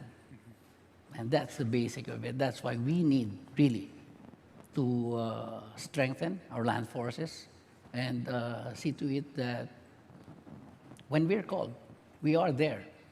And we will fight the greatest fight. Thank you, sir. General Rai. Yes. In Japanese, 日本は大陸に面した海洋国家です。Japan is facing the maritime nation facing the continent. 私は常々思っているのは、その自国の陸軍力、陸上防衛力については、その国が置かれた特性、これをよく知った上で作っていかなければいけないと思っています。So I always think that we have to build up our ground capability by knowing a lot about the characteristic of each country. その上で、やはりこの海洋国家における陸上防衛力という観点でいくと、やはりそのエアパワー、シーパワー、そういうものをいかに統合していくかということは永遠の課題でもあり、他方、すぐに解決をしなければいけない課題となっています。In this regard, Japan is a maritime nation, and we are the ground forces. In this regard, the air force, air power, and also the sea power is very important. And integrating those two capabilities with the ground forces is indispensable. So this is a kind of prolonged and persistent challenge. However, the challenge we have to solve immediately. そのようなことを考えているということも、このインド太平洋地域の陸軍種の皆さんにそれぞれ知ってもらう。そして国を挙げての産業界、そういうものについての方々においても、その各国が持つ陸上防衛力の特性、これを知るというのをしっかりとやらなければいけないというふうに思っています。以上です。So that is the reason why I want every the ground forces of Indo Pacific to understand each country's characteristics as well as to the industrial world. I want you to understand each country's characteristics as well as the ground forces' characteristics to develop the relationship. Thank you, sir. Matt. Yeah, sir, I mean, as the one guy who doesn't look like everybody else up here, as the maritime force, you may think I would have a different opinion, but, as the Marine Corps prides itself on being a littoral fighting force, fighting from the sea, it's still inherently obvious to us, too, just as Joe said, the decisive action is going to be taken by the land force. And I think to the originator of the question, how do you build trust and credibility in a land force fighting in some place like the Indo Pacific? Part of it is you've got to prove that you can be there, you can sustain yourself, and you can protect yourself in that fight, because it's going to be in the adversary's ways. So I know a lot of what we've all been working on very hard over the last couple of years is how do we do better in a modern threat environment to do those things, sustain ourselves, use deception, use the emerging EW techniques so we can survive and be sustaining. So when that time for decisive action comes, we're there and we're viable. But that's all I'll add. Yeah, the thing I'd add from a USRPAC perspective is it's our responsibility to have to communicate with our joint partners, with industry and with academia, the efficacy of land power and how it relates to the physical domains inside this region. So despite being characterized largely by water, the Pacific Ocean is the largest body of water on the planet. The Indo-Pacific region contains 25% of the Earth's landmass and 60% of the Earth's population. So we can't use pejorative arguments like all the people live on land, dummy. Although intuitive to us, it's pejorative and it doesn't work in an argument. So what we have to prove is literally what Simon said, and I won't repeat all his points, but it's about the value proposition of land forces. And part of that is tied to how we discuss what's truly important to the sovereignty of nations. It's not economic exclusion zones, weapons engagement zones, or air defense identification zones. It's about the sovereignty of the borders of the countries that we're discussing. And the sovereignty is determined on land. That's where all of their capitals reside. So you can have incursions in EEZs and you can have incursions in ADIZs, but the bottom line is the sovereignty happens on land.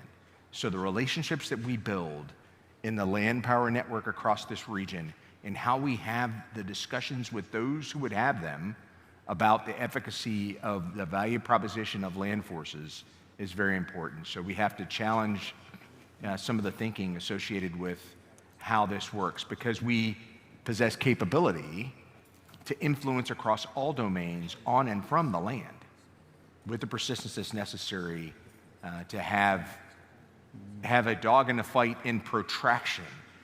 And when it comes to the region that we currently find ourselves in, for us specifically at USRPAC, it's the responsibility of this command to not only set, but to sustain the theater for the joint force.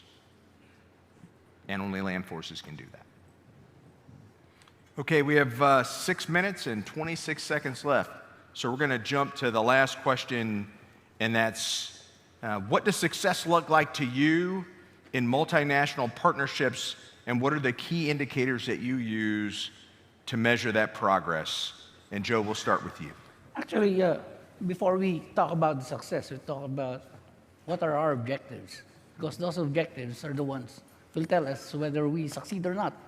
Like, for example, take the very example, the Philippines. Right now, we're training, but our main interest really is deterrence of that force who's harassing us.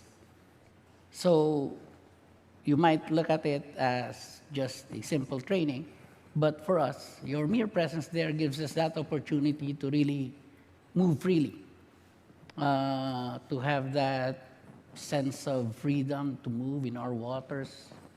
And for us, that's success. That's success already. It might be a small step to some, but for us, it's a big one. So it depends on how you look at it. It depends on your objective. It depends on how you do it. We might have it in the guise of a training or a rehearsal or a simple handshake with those who are willing to help us, but that projects bigger outside. So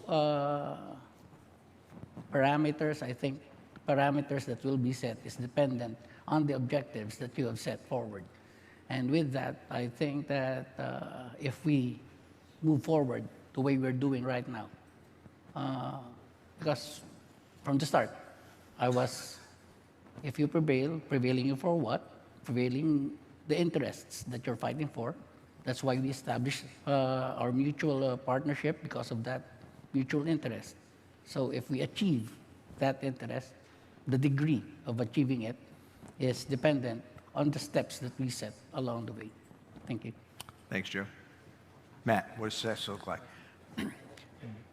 So from a broad perspective, of course, it's a free Indo Pacific, free and open Indo Pacific, regional security, understanding of our collective commitment to that with our partners.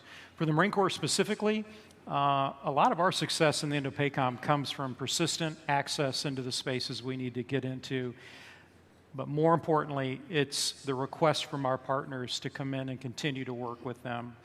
And thankfully, we are catastrophic success in that area right now, where I wish we even had more forces that we could apply and meet all of our partners' requests for collective training or exchanges. But just two quick examples. One is with our Australian partners, what we've done with our Marine Rotational Force Darwin. If you go back 12, 13 years ago, when that was just an idea that not a lot of people were on board with, and we got that first company of Marines into Northern Australia to train, now it's routine. 25,000 Marines go in there 6-7 months out of the year, and we've gone beyond just a place to come and train and to say that we have that presence. Now we're projecting forces from there.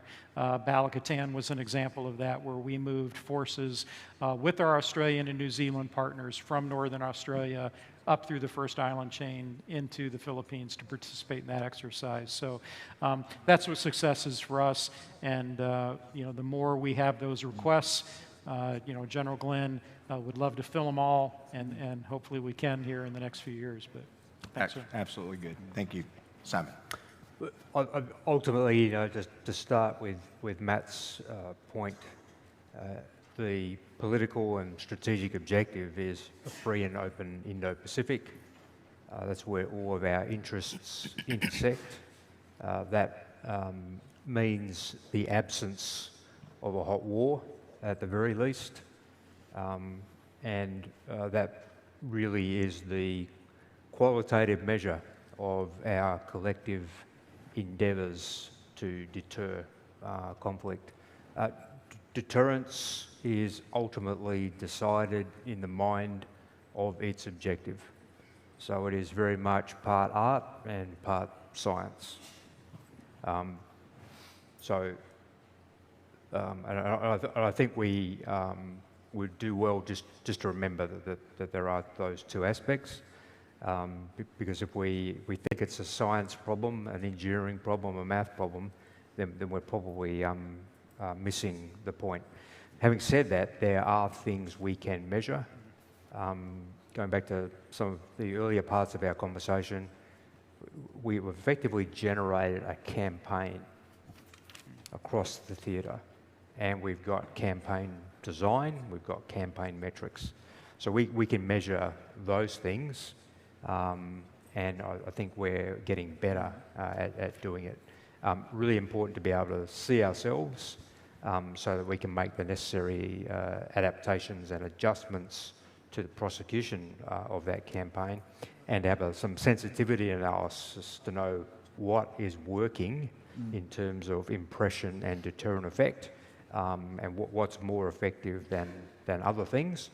But I'm absolutely certain that the demonstration of organised, synchronised, collective capability that gives expression in the military element of national power to the collective will of our governments is having a pretty significant deterrent effect. Thank you, sir. General Rai, what does success look like? One of the key indicators of progress in multilateral partnership is conference where the top leaders of the armies of Indo Pacific nations gather in one place, precisely like this LANPAC.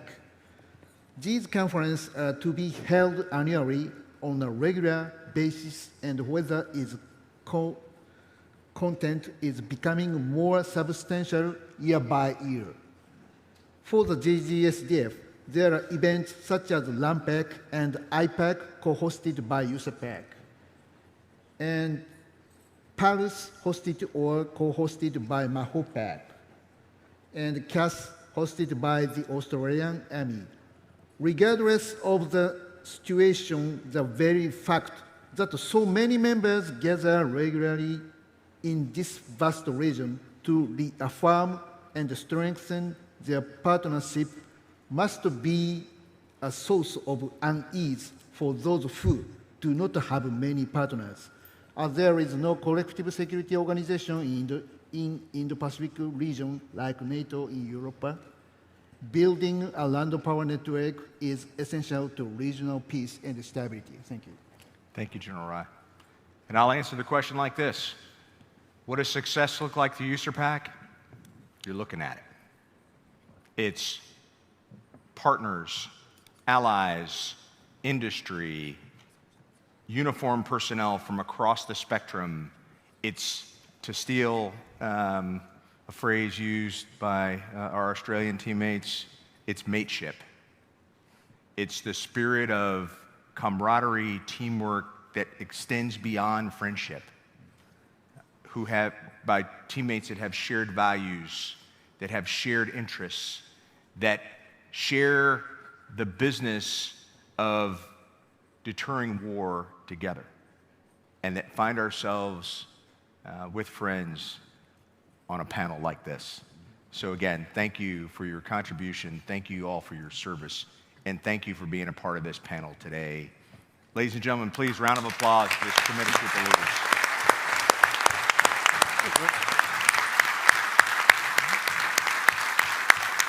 Okay. All right.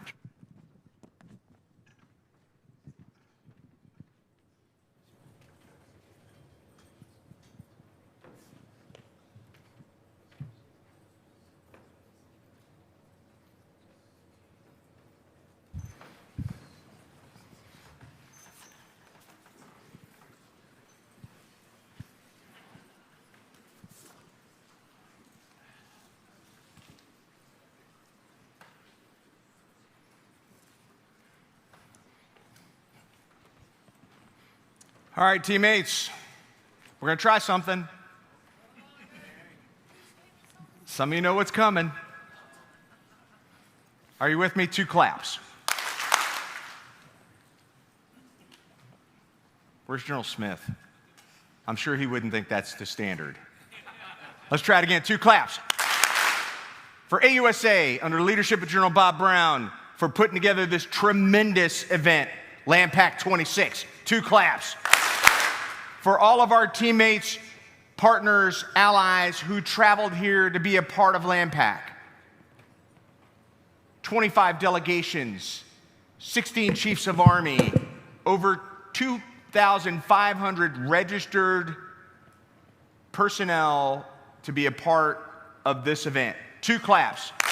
For our industry partners who are here with us in force, that are showing us the realm of the possible when it comes to the technology and the capabilities that you are developing for the warfighter at the tactical edge. 2 claps. For all of our families that are going to be completely upset with us if they didn't get to travel to Hawaii to be a part of this.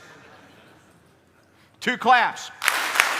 For the Sheraton Waikiki for being a tremendous host year on year of this event. So as you see teammates from that entity, as we move about, as we're closing up LANPAC, give them a pat on the back, a mahalo, and thank them for their hard work and dedication to making this the best LANPAC ever. And finally, one more time, 2 claps for General Bob Brown, tremendous leader. Without his leadership, We wouldn't have been able to get the level of chiefs, leaders who participated in keynotes, our teammates who sat on these panels, and just the depth and breadth, as was described by General Tsai this morning, of partnership, innovation, mateship that we were able to enjoy this week. So to all of you, thank you for your service. Thank your families for their sacrifice. We are honored to serve with you and truly appreciate their manner in which you serve. And with that, one team, thank you.